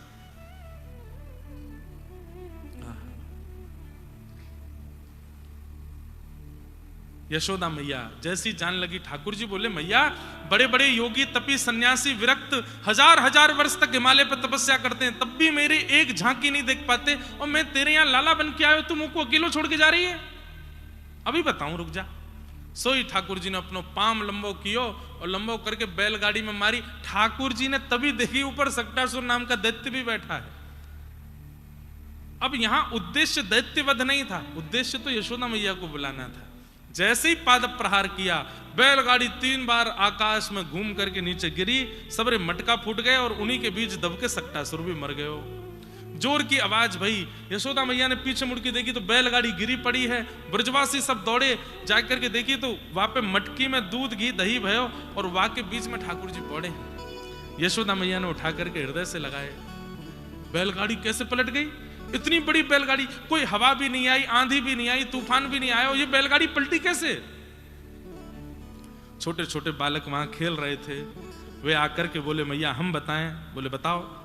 नते श्रद्ध धीरे गोपा बाल भाषित मृत्युतः, नते श्रद्ध धीरे गोपा बाल भाषित मृत्युतः, अप्रेमयम बलम तस्य बालकस्य नते विदु। छोटे छोटे बालकों ने अपनी सहजवाणी में कहा मैया ये तेरो लाला है ना, जाने इतनो पाम लंबो कियो हमने अपनी आंखन ते देखी मैया, ये इतनो सुनाए जो इतनो लंबो है गो मैया, और याने अपनो पाम लंबो करके यूं तक के मारी बैलगाड़ी में, सोई बैलगाड़ी 3 बार पलट के गिर गई नीचे। कोई मैया मानेगी या बात? मैया ने कही यहां पे आ। बालक पास में गयो तो एक धरोवा के काल के नीचे। झूठ बोला है? मैया तेरी सौगंध खा के कह रहा हूं। मैया बोली फिरते आ यहां पे, सौगंध और खा रहा हूं मेरी। इतने में ठाकुर जी किलकिल करके हंस गए। क्यों? मैं कितनी बड़ी योजना करके पूतना मार दी, सक्टासुर मार दियो, लेकिन मैया को अभी भी मैं लाला ही लग रहा हूं, अभी भी मैं बालक ही लग रहा हूं। ये प्रेम ही तो ठाकुर जी को प्रिय लगता है। मैया लाला को लेकर के भीतर आ गई, फिर से गौशाला गई, झाड़ो लगाया लाला को, पतनो कहां ते अला बलाया आ जाए मेरे लाला पे। 1-1.5 महीना बाद ठाकुर जी एक दिन यशोदा मैया ने देखे नंद अपने कक्ष से घुटमुन चल के बाहर आ रहे हैं। अब तो यशोदा मैया इतनी प्रसन्न है गई, तुरंत गई और जाकर के तिजोरी में से 2 छोटी छोटी सुंदर पायल निकाल के लाई। वहां में सुंदर सुंदर रुंझन रुंझन आवाज करवे वाली बढ़िया सुंदर शब्दावली प्रकट है वाली पायल लेके आई। और लाला चल रहे हैं, बैठा के नहीं, चलते हुए ठाकुर जी कैसे पाम पकड़ के धीमे से दोनों पैरन में पायल पहना दे। अब जैसे ही ठाकुर जी चले तो छुम छुम छुम आवाज होवे, फिर ठाकुर जी रुक जाए, पीछे मुड़ के देखें ये आवाज कहां से आ रही है। और यशोदा मैया कोने में बैठ के देख रही है। फिर चले, चलते चलते छुम छुम, फिर आवाज आवे, फिर रुक जाए, फिर देखें कहां से आ रही है। थोड़ी देर और चले, फिर से आवाज आई तो ठाकुर जी अब के रोने लगे कि मिल क्यों ना रही है, ये आवाज कहां से आ रही है। तो मैया दौड़ी दौड़ी गई, लाला को ऐसे गोद में लेके ठाकुर जी के पांव ऐसे हिलाए। तब ठाकुर जी ने नीचे, अच्छा यहां से आवाज आ रही है। अब तो ठाकुर जी अपने पांव ऐसे हिलाने लगे। कोई की भी गोद में जामे पांव ऐसे ही चला में, वाके पेट में मारे जोर जोरते, क्यों? झुमझुम आवाज आवे जी। पैरन में पायल पहन के ऐसे घुटमुन चलना सीख गए। मैया गोद में लाला को बैठा के सिखाती है, लाला बोल मैया, नहीं बोलते। नंद बाबा आते हैं, मैया ना बोलेगो, पहले बाबा बोलेगो, मेरी गोद में दो। बाबा अपने संग ले जाते हैं, बाबा बोलते हैं लाला बोल बाबा, नहीं बोलते। दाऊ दादा आते हैं, बोले भैया बोलेगो, पहले मेरी गोदी में दो। छोटे से दाऊ दादा ठाकुर जी को लेके जाते हैं, बोले लाला भैया, नहीं बोलते। सब समझाते हैं, ठाकुर जी कुछ नहीं बोलते। एक दिन यशोदा मैया लाला को गोद में लेकर के गौशाला गई तो गैया को देख के छोटी सी उंगली करके ठाकुर जी बोले गैया। और जैसे ही बोले गैया, मैया बोली कहा गई लाला, मैंने कहा गई, दोबारा बोलिए। गैया। और मैं कौन हूं? मैं कौन हूं? मैया। अब जैसे ही मैया बोली, इतने में मैया दौड़ करके गई नंद बाबा के पास, बोले लाला ने मैया बोली, अच्छा मेरी गोद में। लाला मैं कौन? बाबा। दाऊ दादा है, बोले मेरी गोद में बाबा को। लाला मैं कौन? बोले भैया। अब तो सब ब्रजमंडल के लोग अपनी अपनी गोद में ले में सब लाला से अपना नाम बुलवा रहे हैं। लाला एक बार बोलते गोपी, तो ठाकुर जी तोतली भाषा में गोपी बोलते हैं, किसी को श्यामा बोलते हैं, किसी को कुछ ही नाम से बोलते हैं। ऐसे ठाकुर जी सबके नाम, लेकिन सबसे पहले ठाकुर जी ने मुख से बोला गैया, गैया का नाम बोला। और धीमे धीमे अब ठाकुर जी खंभ पकड़ के खड़े हो जाते हैं और खड़े होकर के धीमे धीमे चलना प्रारंभ करते हैं। चलते चलते अचानक से फिर गिर जाते हैं, धम। फिर यशोदा मैया आवे, मैया आगे के अरे लाला कछुना है भयो, कछुना है भयो, चेंटी मर गई, चेंटी मर गई। रोते हैं ठाकुर जी, फिर उठाए के चलानो सिखावे। मैया धीमे धीमे उंगली पकड़ के चलना सिखाती है। दहली पे ले जाएं और दहली पे ले जाके मैया, अब दहली मैया पार कर जाएं, फिर लाला तक लाला आ जा। तब ठाकुर जी दहली पार करते हैं, अपनी जीभ निकाल करके होठ भींच करके जैसे तैसे दहली पे ऊपर चढ़ते हैं, और चढ़ करके पल्ली तरफ जब उतरने की, तो पल्ली तरफ गहराई ज्यादा है, तो पल्ली तरफ गहराई के कारण ठाकुर जी पूरे लटक गए, लेकिन नीचे पांव नहीं पहुंचे। तो ऐसे ठाकुर जी दहली पे लटके लटके फिर रोते हैं, मैया ये दहली मुंह को मार रही है। ब्रह्मा जी कहते हैं वाह, कहां 2 पग से तीनों लोक नाप लेते हैं। वामन बन करके गए और जाकर के 2 पग से तीनों लोक नाप लिए, और आज यहां पर दहली नापने के कारण आपके चरण छोटे पड़ रहे हैं। श्रुतिम अपरे स्मृतिम अपरे भजन्तु भव भीता नीतिम अपरे अहम तु नंदम वंदे यस्या लिंदे ब्रह्म वसिता। बोले मैंने ब्रह्म को कहां देखा? बोले श्रुतियों में नहीं दिखे, स्मृतियों में नहीं दिखे, नंद भवन पर लदे हुए दिखे। कहां? दिल्ली पर लदे हुए हैं, ऐसे लटके हुए हैं ठाकुर जी। ऐसी मधुर लीला ठाकुर जी बाल भाव सो कर। बंधुओं एक बात सुनिए, प्रेम जहां होता है ना, वहां प्रभाव होते हुए भी प्रभाव छुपाए जाते हैं, प्रभावशाली होते हुए भी प्रभावों को नष्ट कर दिया जाता है। लेकिन जहां प्रेम नहीं होता, वहां जितना प्रभाव नहीं है उससे ज्यादा दिखाया जाता है। ठाकुर जी यहां प्रभाव को गौड़ करते जा रहे हैं व्रजमंडल में। यशोदा मैया लाला को खूब सुंदर शिक्षा देवे, लाला तेरी आंख कहां है? तो ठाकुर जी ऐसे करते हैं। तेरी जीभ कहां है? तो ठाकुर जी अपनी जीभ निकालते हैं। लाला तेरे हाथ कहां है? तो ठाकुर जी ऐसे करते हैं।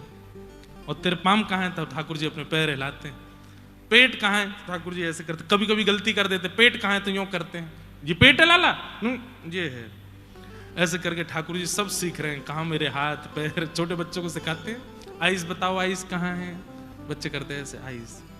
ऐसे ठाकुर जी सीख रहे हैं। सब गोपियां आके परीक्षा लेती हैं ठाकुर जी की, अच्छा लाला सवाबतों पे बताइए जीभ कहां है? तो ठाकुर जी अपनी जीभ निकालते हैं। अच्छा लाला की नाक कहां है? तो ठाकुर जी ऐसे करते हैं, ये रही नाक। आंख कहां है? तो आंखें ऐसे मटकाते हैं। एक गोपी चतुर ग्वालिनी बोली, लाला तेरे कान कहां है? ठाकुर जी बोले, या कि मन की जानू, जैसे ही मैं कान पकड़ूंगा सोई कहेगी, लाला क्षमा कियो, क्षमा कियो, तू तू तू क्षमा मत मांगे। ठाकुर जी ने अपने कान नहीं पकड़े। लाला तेरे कान कहां है? नहीं बताए। अच्छा मैया तुम तो ऐसे ही कहो, लाला को तो पता ही ना वाके कान कहां है। सो ठाकुर जी उठ के गए, वह गोपी के ही कान पकड़ के बोले, ये रहे कान। अपने कान नहीं पकड़ूंगा। ऐसे ठाकुर जी मधुर मधुर लीला करने लगे हैं, और केवल गले में 2 माल पहन के घूमते हैं। कभी कभी मैया का मन होता है तो कौपीन पहना देती है, नहीं तो निर्वस्त्र ही घूमते हैं। इतनी सुंदर ठाकुर जी की झांकी है। पैरन में छोटी छोटी पाजेब पहनते हैं, हाथ में कड़ूला पहनते हैं। सूरदास जी वर्णन करते हैं एक बहुत सुंदर छवि का।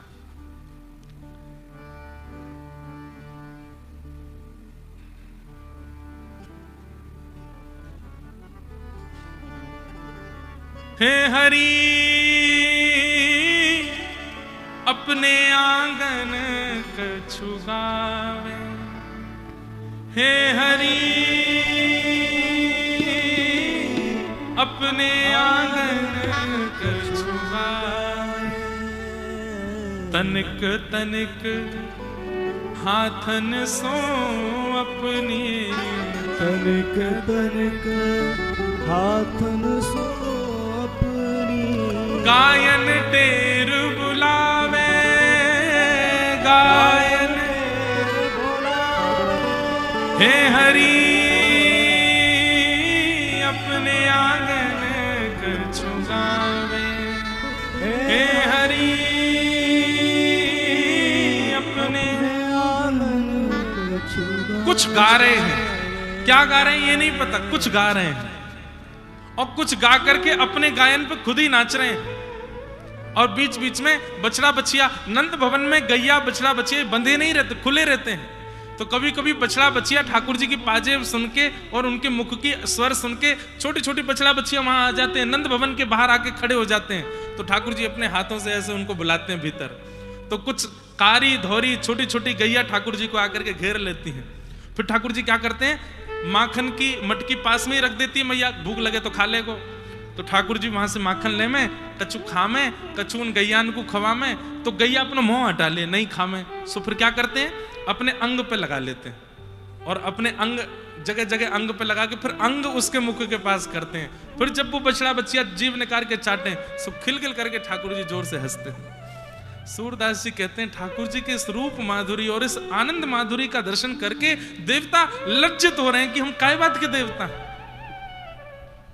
वृंदावन क्यों ना भय हम मोर, वृंदावन क्यों ना भय, करत निवास गोवर्धन ऊपर, करत निवास निरखत नंद किशोर, निरखत नंद किशोर, वृंदावन क्यों ना भय हम, वृंदावन क्यों ना भय। अच्छा, भगवान ग्वाल बालों के सामने, गोपियों के सामने, यशोदा मैया के सामने, नंद बाबा के सामने ऐसी लीला करते हैं तो ये समझ में आ सकता है कि वो परमात्मा हैं। जैसे कोई सामने आता है तो बाल लीला करने लगते हैं, नहीं, वो एकांत में भी वही लीला करते हैं। और ये एकांत का पद है ठाकुर जी का। हे हरि अपने आंगन कछु गाव, कोई नहीं है आसपास, अकेले अपने आप में धुन में मस्त है, मटक मटक के चलते हैं, कभी गैयाओं के गले से लग जाते हैं, कभी नीचे लटक जाते हैं, छोटे से हैं, 1.5-2 वर्ष के हैं ठाकुर जी, बस ऐसी लीला करते हैं। फिर बड़े बड़े खंभ लगे हैं नंद भवन में, उनमें मणियां हैं, उन मणियों में अपना प्रतिबिंब दिखाई देता है, तो ठाकुर जी अपने प्रतिबिंब के सामने जाते हैं, कभी खो, कभी ऐसे बंदर की तरह करते हैं, फिर उससे बात करते हैं, मैं तोते ज्यादा मल्लूक हूं, मेरी मैया देख मुझको कैसे बनावे, अपने आप से। फिर यशोदा मैया के लाला कौन ते बात कर रहा है, अरे मैया देख कोई ग्वालिन को छोरा घुसे आओ हमारे घर में। मैया के कहाँ है, जे खड़ो मेरे सामने। तो मैया आकर के देखे, अरे लाला जे तो तेरो ही प्रतिबिंब है, तू खुद को ही देख रहा है, ये मणि में तेरो ही रूप आ रहा है। मैया जे मैं हूं, बोले हाँ। तो मैया पीछे आके खड़ी होती तो मैया भी दिखने लगी, देख मैं भी आई गई, अरे हम मैया ये तो मेरो ही प्रतिबिंब है, तेने मुझको पहले नहीं बताई मैं इतनो मलूक हूं, मुझको तो आज पहली बार पता चली मैं इतनो सुंदर। ऐसी मधुर मधुर और इतनी सुंदर लीला ठाकुर जी कर रहे हैं कि देवताओं को बस लग रहा है हम अपनी पदवी छोड़ करके दौड़ के चले जाएं इस व्रज में और जाकर के ठाकुर जी की इस लीला सेवा का अनुभव कर लें। आहा, ऐसी मधुर लीला ठाकुर जी की व्रज वृंदावन में चल रही है। भगवान धीरे धीरे अब नंद भवन से बाहर जाने लगे। नंद भवन के बाहर ग्वाल बाल खड़े रहते हैं, लाला कब बड़ो होएगो, कब हमसे मित्रता करेगो। तो अब ठाकुर जी धीरे धीरे बाहर जाने लगे। ठाकुर जी के सखा बन गए, मधुमंगल, तन सुखा, मन सुखा, धन सुखा। सबके नाम तो कुछ और होंगे, ठाकुर जी ने इनके नाम रख दिए। मधुमंगल, एक बिल्कुल तन से सुख हो भयो को नाम धर दियो तन सुखा। एक पूरे दिन रोते ही रहे, काय बात को रो रहो, आज मैया ने मारो, आज बाबा ने मारो, आज बहन ने मार दियो, आज मेरे बड़े भैया ने मारो, आज बा ने पीट दियो। ठाकुर जी ने कही मन सुखा, मन ते सुखी रहे हमेशा। उल्टे नाम धरे, तनते पत्रो को नाम तन सुखा, मनते रोतो रे वाको नाम मन सुखा। एक है बेचारो कभी फटी उधरी सी धोती पहने आवे, कभी फटे उधरे से कपड़ा पहने आवे। ठाकुर जी कहे अरे का फटे पुराने कपड़ा ने पहन तो रे, लाला तू तो राजा को छोरा है, हमारे घर में पहने हुए को थोड़ी है। ठाकुर जी ने वाको नाम धर दियो धन सुखा, धन ते सुखी है। ऐसे ठाकुर जी की बाल गोपाल चोर प्रचार प्रसार मंडल, एक रजिस्टर संस्था के अंतर्गत कुछ लोगों के साथ में एक संस्था बना ली। उनके संग ठाकुर जी खूब मधुर मधुर लीला करते हैं, क्रीड़ा करते हैं, खेलते हैं। आपस में चर्चा हुई तो मधुमंगल ने लाला को ब्याह के बारे में बताए दियो। मधुमंगल बोलो लाला एक समय आवेगो, हम सबन को ब्याह होएगो। ठाकुर जी बोले ब्याह का होए, बोले जैसे मैया है ना ऐसी बहू आ जाए घर में, फिर वही अपने हाथ से बनाए के खवावे, वही हमसे बात करे, हमारे संग रहे। अच्छा कब होएगो मेरो ब्याह? बोले तू तो अभी कह दे मैया ते अभी करा देगी तेरो, और का बुढ़ापे में जाके रहेगा, बालपन में ही कर ले। अब तो ठाकुर जी घर पहुंचे, घर जाके मैया ते बोले मैया मैं ब्याह करूंगा। 3.5 वर्ष के लाला, मैया अपने किसी व्यस्त काम में लगी और लाला है कि बोले मैया मैं ब्याह करूंगा। कौन ने सिखाया तू को ये ब्याह के बारे में? कौन ने बताया? बोले मैया तू बात है मत पलटे, मेरो ब्याह करा। अब मैं योग्य है गया मैया मेरो ब्याह करा। तो को बताई कौन ने ब्याह के बारे में? बोले मेरो एक सखा है मधुमंगलवान है। मैया बोली मधुमंगल है तो मैं बताऊंगी। नेक्स्ट से छोरा 3.5 बरस को भैया को ब्याह के बारे में लोभ दे। सो मैया बोली लाला ब्याह ऐसा ना हुए करें, खूब सारी व्यवस्था करनी पड़े, खूब काम धंधे आने चाहिए तब जाके ब्याह होवे। मैया देख मैं सब काम कर लूं। कहा कर ले तू? मैं अपने हाथ से दूध पी लूंगा, तेरे हाथ से ना पीऊंगा। देख मैं पीने लगो मैया, मैं योग्य है मेरो ब्याह कर दे। मैया बोली एक काम ते काम ना चल और भी। मैया मैं अपने आप भोजन करूंगा, तू थाली लगा मेरी। ठाकुर जी ने थाली लगवा ली। रोटी तोड़ में मैं नहीं आ रही और तोड़ करके ठाकुर जी पा करके अपनी सुगढ़ता बता रहे हैं कि मैं योग्य है हूं, मेरो ब्याह करो। कंघी लेकर के अपने बाल स्वयं काट रहे। मैया देख अब मैं योग्य है मेरो ब्याह कर दे। एक दिन बैठे गुसल खाने में अपने वस्त्र धो रहे हैं ठाकुर जी। मैया बोली कहा कर रहे हो? वस्त्र धो रहा हूं। मैया योग्य है मेरो ब्याह कर दे, मैं सब कांपन में निपुण है मैया मेरो ब्याह कर दे। ऐसे ठाकुर जी मैया के पीछे। एक दिन सबरी गोपी बैठी। ठाकुर जी बोले लाला तू रोज के ब्याह करूंगा। चल सबरी गोपी बैठी है, जो तो को बढ़िया लगे बात तेरे ब्याह करा दूंगी। अब ठाकुर जी जामे, गोपियां सब घूंघट करके बैठी हैं। एक एक गोपी को मुंह उठावे। मैया जे तो कार्य है यातना करूंगा। तो गोपी बोली अरे लाला तू भी तो कारो है। अरे मैया अमावस्या की रात्रि में दीपक बुझ गए, मैं तो खो ही जाऊंगा, बहू भी खो जाएगी। कम से कम एक तो ऐसा रहना चाहिए जो दिखता रहे। अंधेरी रात में दोनों खो जाएंगे। मैया या तो ब्याह ना करूंगा। दूसरी गोपी के पास गए। सब गोपियां बड़े आनंद विनोद में। वह गोपी को मुंह उठा के कहे मैया या तो ब्याह ना करूंगा। बोले क्यों? बहुत मोटी है, सब रो भोजन खा जाएगी घर को, या तो ब्याह ना करूंगा। ऐसे सब गोपी के मुंह देख रहे हैं ठाकुर जी। एक बूढ़ी यशोदा मैया की सास के जमाने की गोपी भी दूर बैठी।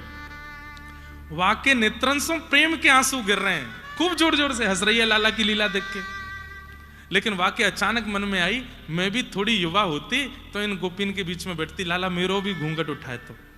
ठाकुर जी तो समझ गए मन की बात। सोई ठाकुर जी सब गोपीन के मुंह देखते देखते अचानक ते वह मैया की ओर देखो और दौड़ करके गए।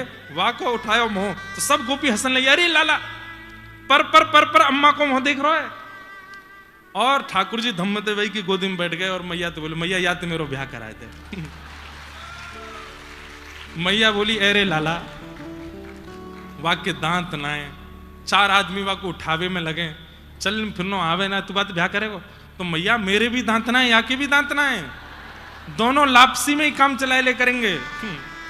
और मैया मोकू भी उठावे के काजे नंद बाबा यशोदा आवे, या को उठावे काजे भी दोनों आ जाए करेंगे। मैया मेरो यही तो ब्याह करा दे। वो बूढ़ी बड़ी अम्मा ऐसे जोर से ठाकुर जी को आलिंगन कर ले, लाल जी बा को आलिंगन कर ले। नंद रानी यशोदा की जेठानी आई एक बार, तो मैया सुबह तो समझा रही है लाला आज तेरी बड़ी मैया आ रही है। बोले अच्छा दंडवत प्रणाम करियो। काय को? अरे तो बड़ी मैया आवेगी प्रणाम ना करेगो? हमें कहा मिलेगो प्रणाम करवे के बाद? बोले बड़ो स्वार्थी है, कछु मिलेगो ना तो प्रणाम ना करेगो। ठाकुर जी बोले मैं प्रणाम ना करूंगो, मोकू कछु मिलेगो तो ही प्रणाम करूंगो।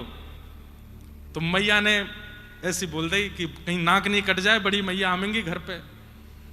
लाला उनको प्रणाम कर देगो तो वो तेरो ब्याह करा देंगे। ठाकुर जी बोले मेरो ब्याह है जाएगो? बोले हाँ। अब तो मैया तुम बता कब आ रही हैं। जैसे ही बड़ी मैया आई, ठाकुर जी तो द्वार पे ही खड़े हैं। मैया ने कही देख लाला बड़ी मैया आ रही है प्रणाम। ठाकुर जी दौड़ करके मेरी बड़ी मैया आ गई, मेरी बड़ी मैया आ गई। अरे मैया तेरे काजे तो मेरी आंख पथराएगी, कब तक ढूंढ रहा हूं मैं तो को, दंडवत प्रणाम करें। अब 3.5 वर्ष को बालक ऐसी बात बना के प्रणाम करे तो कौन को आनंद नहीं आवेगो। अरे लाला, अरे कन्हैया कितनो प्यारो लाला। अब तो ठाकुर जी को हाथ पकड़ लें, बड़ी मैया तू मेरे पास ही सोइयो, मैं तेरे पास ही सोऊंगो, यशोदा मैया के पास ना सोऊंगो, तुमको गोदी में ले ले। ऐसा जोर जोर से आलिंगन करें। यशोदा मैया देखे मैया सुबह तो प्रणाम कर रहा हूं, एक बार भी यूं नहीं कहिए तेरो ब्याह है जाए। लाला तू ऐसी बात काहे को करो करे। ऐसी मधुर मधुर लीला ठाकुर जी की उधम मचा में आनंद करें, उत्सव मनावें। एक दिन रात में सो नहीं रहे हैं ठाकुर जी, तो यशोदा मैया ठाकुर जी से कह रही लाला सो जा। ठाकुर जी कह रहे मैया मुझको नींद ना आ रही, तू मुझको कछु दिलवा तब सोऊंगो। तो यशोदा मैया ठाकुर जी को लेकर के खिड़की के पास बैठी, एक परात में जल भर लियो है, और वहां में चंद्रमा की छाया आ रही है और ठाकुर जी के मैया कह रही है लाला देख ये चंद्रमा खिलौना नीचे आ गयो है, अब तू या सो खेल लियो, अब तू या को देख तो सो जा। चंद्र खिलौना ले हूं सुमैया मोरी, चंद्र खिलौना ले हो सुमैया मोरी, चंद्र खिलौना ले हूं सुमैया मोरी, चंद्र खिलौना ले हो सुमैया मोरी। जय हो लोट अब ही धरण पे, जय हो लोट अब ही धरनी पे, तेरी गोद न आए हूँ सुमैया मोरी, तेरी गोद न आए हो सुमैया मोरी। मैया मुझको चंद्रमा चाहिए, मुझको चंदा खिलौना चाहिए, मुझको ला के दे। यशोदा मैया कह रही अब लाला चंद्र खिलौना कहां ते लेके आऊं तेरे काजे। मैया ने परात में जल भर दियो तो जल में देख करके चंद्रमा लाला उछलन लगे, नाचन लगे, अरे चंद्रमा आएगो चंद्रमा आएगो। लेकिन जैसे ही वहां में हाथ मारो सबरो पानी छलक गयो। अरे मैया तुम को बावड़ो समझे हैं, जल में वाको प्रतिबिंब दिखाई करके मोते करी चंद्रमा नीचे आएगो, मुंह को तो वही चंद्रमा चाहिए, वाको नीचे लेके आ। यदि तेने वो चंद्रमा मुंह को नहीं दियो तो जय हो लोट अबई धरणी पे, मैं पृथ्वी पे सो जाऊंगा, तेरी गोद में नहीं आऊंगा। मैया बोली लाला तू वैसे ही कारो है, पृथ्वी पे लेट जाएगो, सबरी रज तेरे अंग पे लग जाएगी और बुरा है जाएगो, मोह का लेट जा। ना मानेगी मैया मेरी बात, ना दिलावेगी चंद्रमा, बोले ना दिला रही तो मैं फिर पूरे गोकुल में हल्ला करूंगा। बोले कहा हो तो सुत में नंद बाबा को, हो तो सुत में नंद बाबा को, तेरो सुत ना कहे हूँ सुमैया मोरी, तेरो सुत ना कहे हो सुमैया। मैया मैं पूरे गोकुल में हल्ला कर दूंगा कि मैं नंद बाबा को लाला हूं, मैं यशोदा को लाला ना हूं। सब मोते नंद जी को लाला के करो, कोई नहीं यशोदा को लाला कही तो बात में बात नहीं करूंगा, मत दिलावे तू चंद्रमा, मैं पूरे गोकुल में हल्ला करूंगा। मैया बोली अच्छा नंद बाबा को लाला है तू, बोले हाँ, तो सो जा उन्हीं के पास, रात में भूख लगेगी दूध मांगेगो, फिर तो मेरे पास ही आना पड़ेगा। अच्छा मैया तू मेरी बात ना मानेगी, बोले ना मान नहीं तो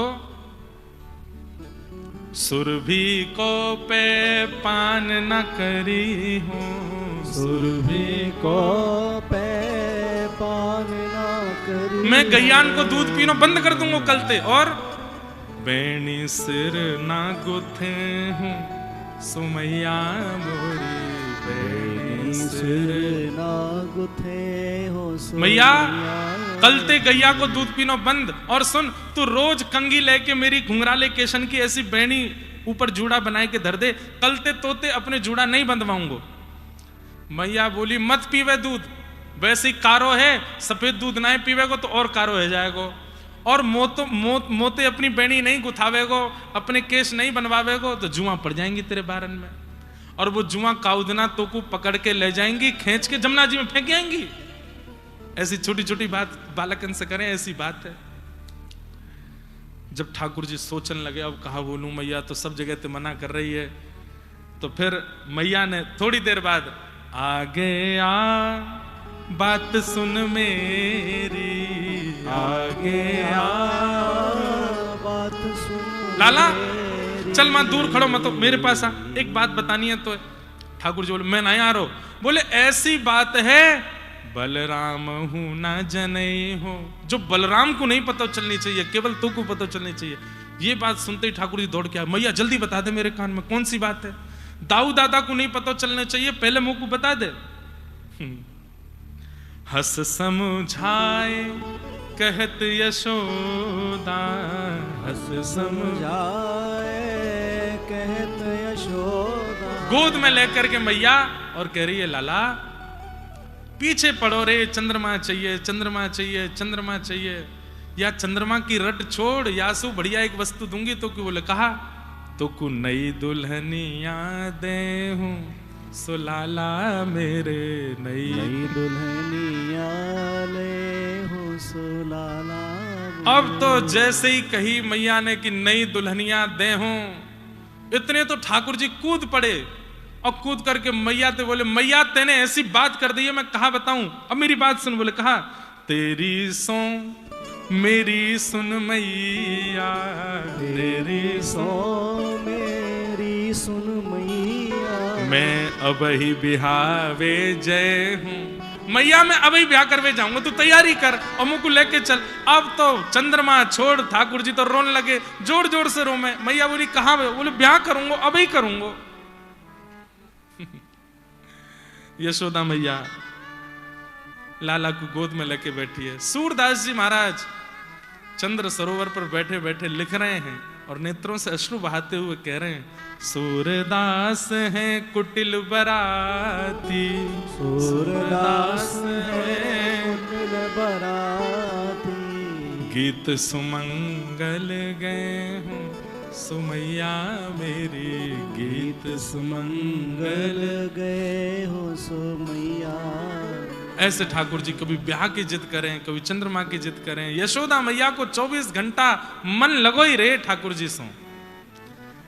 नंद बाबा को रोज को नियम है लाला को गोद में बैठाए के प्रसाद पावे, और ठाकुर जी कभी दही लेकर के बाबा के गाल ते लगा दें, कभी कड़ी लेकर के बाबा की नाक ते लगा दें। खामे कमे फैला में ज्यादा है, पर नंद बाबा को भी सुख मिले। अच्छा, नंद बाबा को रोज नियम है नेक सी मिर्च खामे। लाला ने एक दिन मिर्च पकड़ ली, बोले बाबा जे खाऊंगो। ठाकुर जी नंद बाबा बोले लाला जे मत खाइयो, अरे या तो तुम्हें पेट में दर्द है जाएगो, तेरा मुंह पजर जाएगो। तो ठाकुर जी ने सोची ये कोई बढ़िया वाली मिठाई है या हमारे मुंह को खाना दें। एक दिन ठाकुर जी ने देखी नंद बाबा की जैसी नजर बची, सोई मिर्च लेके सोई खा गए, और जैसे ही खाई महाराज मुंह लाल पड़ गयो, आंखनते आंसू निकले। अब चीख चीख के ठाकुर जी रो में सबरो गोकुल इकट्ठो है गयो। कोई लाला को शहद चटा रहो, कोई लाला को मक्खन खवा रहो, कोई चीनी खवा रहो है, और सब लाला बस अपनी जीप पकड़ के कह रहे हैं, जीप पिचर गई मेरी, जीप पिचर गई, बहुत जोर से पिचर गई, अरे कहाँ खवाई दियो। ऐसे ठाकुर जी की मधुर लीला वृंदावन में। फिर धीरे धीरे ठाकुर जी माखन चोरी लीला करने लगे। भागवत में शुकाचार्य जी वर्णन करते हैं कैसी लीला ठाकुर जी कर रहे हैं। श्रृंग्यग्निडंष्टि जलद्विजकंटकेभ्य क्रीड़ा परावति चलौ स्वसतो निषिद्धुम गुरुयान कर्तुमपि यत्र न तज्जनन्यो शोकात आपतुरलम मनसो नवस्थामु। भगवान मधुर मधुर लीला कर रहे हैं, उन सब लीलाओं का आस्वादन सब ब्रजवासी कर रहे हैं। एक दिन मैया ने लाला को मटकी फोड़वे के काजे उखल से बांध दियो। नलकुवर मणिग्रीव पर कृपा करी, ठाकुर जी ने उखल से दोनों वृक्ष को स्पर्श कियो और कुबेर के पुत्र प्रकट भय, भगवान ने उन पर अनुग्रह कियो। दोनों ने भगवान की स्तुति गाई। जब वृक्ष गिरवे की आवाज भई तो सब ब्रजवासी ने मन बना लियो कि अब हम गोकुल में नहीं रहेंगे, चलो यहां से। कहां चलें? बोले कि नव कानन है, नवीन वन है, जाको नाम है वृंदावन। और सब वृंदावन की ओर चल रहे हैं कि वनम वृंदावनम नाम पशव्यम नव काननम गोप गोपी गवाम सेव्यम पुण्याद्रितृणवीरुधम। श्री वृंदावन किशोरी जी के हाथ से निर्मित है, इसलिए ठाकुर जी को बहुत प्रिय है। वृंदावन गोवर्धन और श्री यमुना जी गोलोक धाम से पधारे हैं, ये ब्रह्मा की कृति नहीं है, इसलिए किशोरी जी के हाथ से निर्मित वृंदावन ठाकुर जी को बहुत भाता है, बहुत प्रिय लगता है। वनम वृंदावनम संप्रविश्य सर्वकाल सुखावहम। ठाकुर जी को बहुत सुख मिलता है वृंदावन में। क्यों? किशोरी जी के निर्मित वृंदावन में रह रहे हैं, इसलिए ठाकुर जी को बहुत सुख देता है। वृंदावनम गोवर्धनम यमुना पुलिनानि च वीक्षयासित्तमा प्रीति राम माधवयोर नृप। वृंदावन गोवर्धन और यमुना ये ठाकुर जी को अति सुख प्रदान करने वाले हैं, इसलिए इनके तट पर जाकर के खूब ठाकुर जी का स्मरण करना चाहिए। वृंदावन आकर के ठाकुर जी की मधुर लीलाएं चल रही हैं। और एक अघासुर नाम के दैत्य का वध किया, जो कि सर्प के रूप में आया था, और भगवान ने सब ग्वाल बाल जो उसके गर्भ में जाने से मृत्यु समान भाव को प्राप्त हो गए थे, सबको पुनर्जीवित किया। सब ग्वाल बालों के साथ ठाकुर जी ने छाक लीला की, जो हम परसों अनुभव कर रहे थे। विभ्रद वेणुम जटर पटयो श्रांग वेत्रे च कच्छे वामे पाणौ मृषण कवलम तत्फलम लांगुलीषु तिष्ठन मध्य स्वपर सुहृदो हासयन्निर्मभिस्वे स्वर्गे लोके मिषद विभुजे यज्ञ भुक्बाल केली। बीच में ठाकुर जी बैठ जाते हैं, चारों तरफ ग्वाल बाल बैठे हैं, कभी कोई सामग्री लेकर खामे। और ठाकुर जी की कितनी सुंदर झांकी है। विप्रत वेणुम जठर पटयो श्रांग वेत्रे चकच्छे। एक बाम भाग में तो वेणु दबा रखी है, एक बाम भाग में श्रृंगी दबा रखी है। बीच में ठाकुर जी बैठे हैं, चारों तरफ ग्वाल बाल बैठे हैं। अपने हस्त कमल के मध्य में चटनी रखी है, उंगलियों के बीच में अलग अलग अचार रखे हैं। एक हाथ में सुंदर कवल रोटी का लेके ठाकुर जी एक बार रोटी खाते हैं, फिर कोई अचार चाटते हैं, फिर रोटी खाते हैं, फिर कोई चटनी चाटते हैं, फिर रोटी खाते हैं, फिर कहे मधुमंगल तू कहा लेके आयो? बोले मैं तो ये लाऊं, चल खवा मुकू। ए तनसुका तू कहा लेके आयो? तू भी खवा। सबन के हाथ से खाते हैं। बीच में बैठ के मधुर गोपाल जी का ये छाक लीला का उत्सव होता है। ग्वाल बालों के हाथ से खा रहे हैं, झूठन कूटन सब चल रहा है। ये देख करके ब्रह्मा जी को मोह हो, ब्रह्मा जी के मन में संशय हो गया कि ये भगवान नहीं हो सकते। यज्ञ भोक्ता भगवान ऐसे किसी के भी हाथ से खा रहे हैं, कहीं भी झूठन कूटन खा रहे हैं। व्रज की लीला में कथा आती है कि भगवान को एक सखा मन सुखा पुरानी कढ़ी लेके आयो, ठाकुर जी को खवानी पड़ेगी खट्टी कढ़ी, या हमारे एकांत में जाके अकेलो ही पारो। ठाकुर जी ने देखी, अरे मेरो सखा मनसुखा कहाँ है? बोले वो तो लाला एकांत में बैठो है। ठाकुर जी दौड़ करके गए तो मनसुखा मुख से लगा के कढ़ी पी रो। ठाकुर जी ने वहां को पात्र पकड़ो, अरे क्या कर रहे हो? लाला 4 दिन की पुरानी कढ़ी खट्टी है गई, तू माने ना है, सबसों ले लेके खावे। अब खट्टी कढ़ी खाए के तेरी आंख मिच जाएंगी, गरो खराब हो जाएगो, या हमारे में एकांत में ही पारो। ठाकुर जी बोले फिर भी मोकू तो मिल गई। कहां मिली? मैंने तो सबरी खा ली। सो ठाकुर जी ने वहां की ठोड़ी पकड़ी और वहां के होठ के ऊपर बनी वही कड़ी की मूछ, यहां थोड़े बहुत छींटा लग रहे, जीव निकाल के ठाकुर जी चाट गए वहां के मोकू। अरे बड़ी स्वाद है, कैसी बढ़िया मधुर लग रही है। आज दधी हमारे अष्ट सखा गाते हैं, कैसी छाक लीला होती है ठाकुर जी की। वहां मन सुखा के मुंह पे लगी वही कड़ी चाट गए, मन सुखा के नेत्रन से आंसू गिर रहे हैं। लाला तू इतना प्रेम काय को करे हमसे? हम तेरे योग्य तो है ना, हम इतने श्रेष्ठ तो है ना, फिर भी तू हमसे इतना प्रेम क्यों करे? ठाकुर जी बोले तुम सब मेरे प्राण हो, तुमसे प्रेम ना करूं, तुम सब मेरो जीवन हो। कैसी छाक लीला। आज दधी मीठो मदन गोपाल, आज दधी मीठो मदन गोपाल। ऐसो दधी हम कबहू न चाख्यो, ऐसो दधी हम कबहू न चाख्यो। सुन गोकुल के नाथ,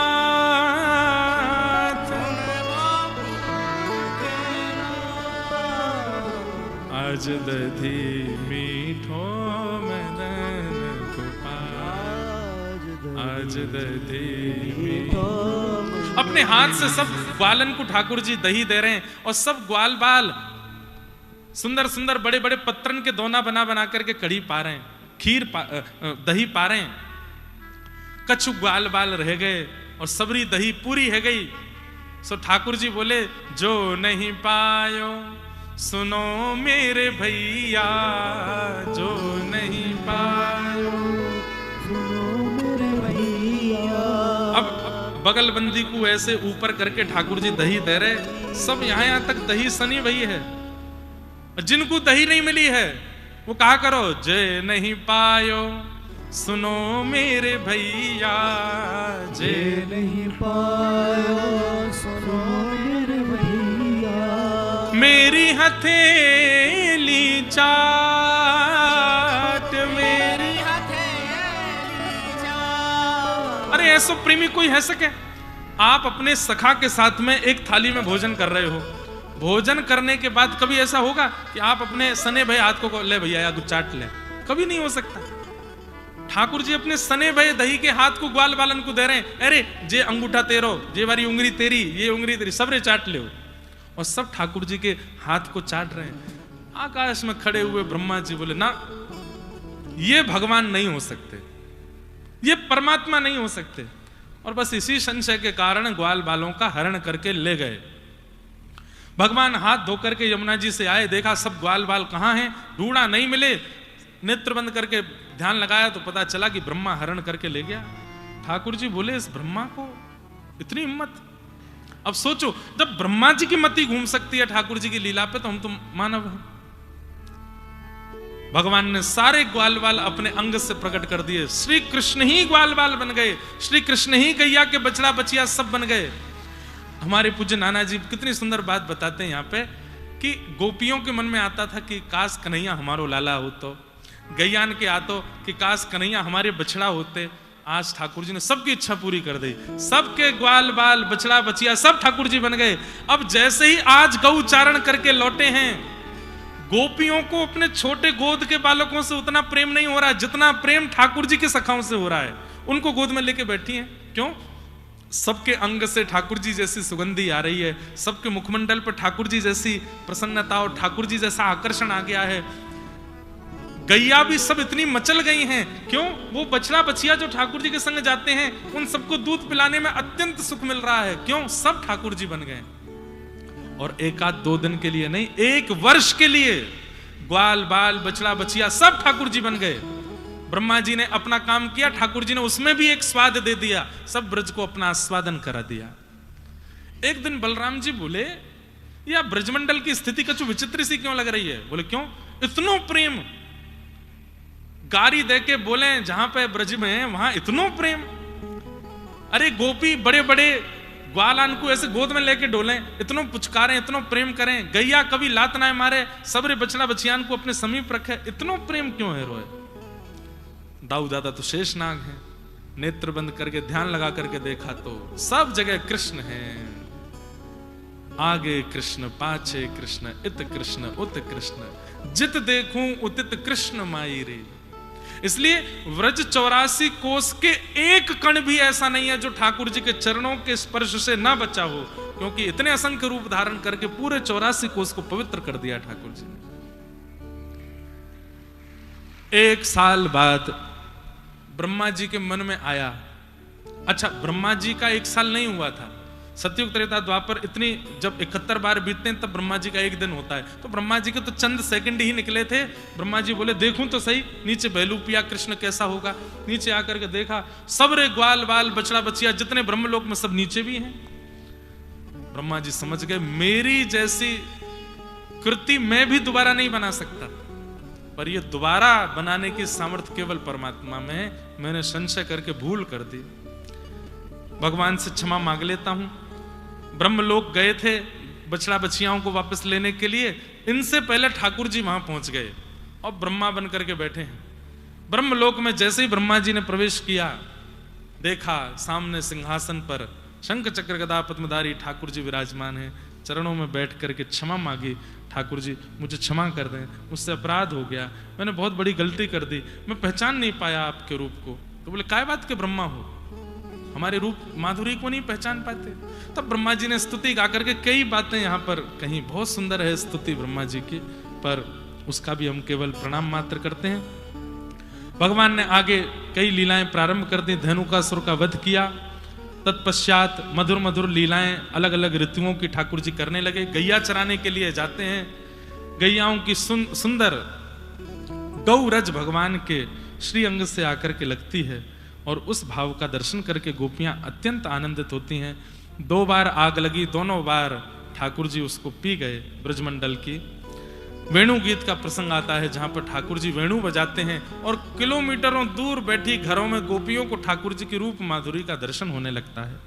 अक्षणवताम फलमिदम न परम विदाम सख्य प्रसून अनुविवेशयतोर्वयस्यै वक्त्रम ब्रजेश सुतयोरनुवेणुजुष्टम यैर्वान पीतमनुरक्त कटाक्षमुक्षम।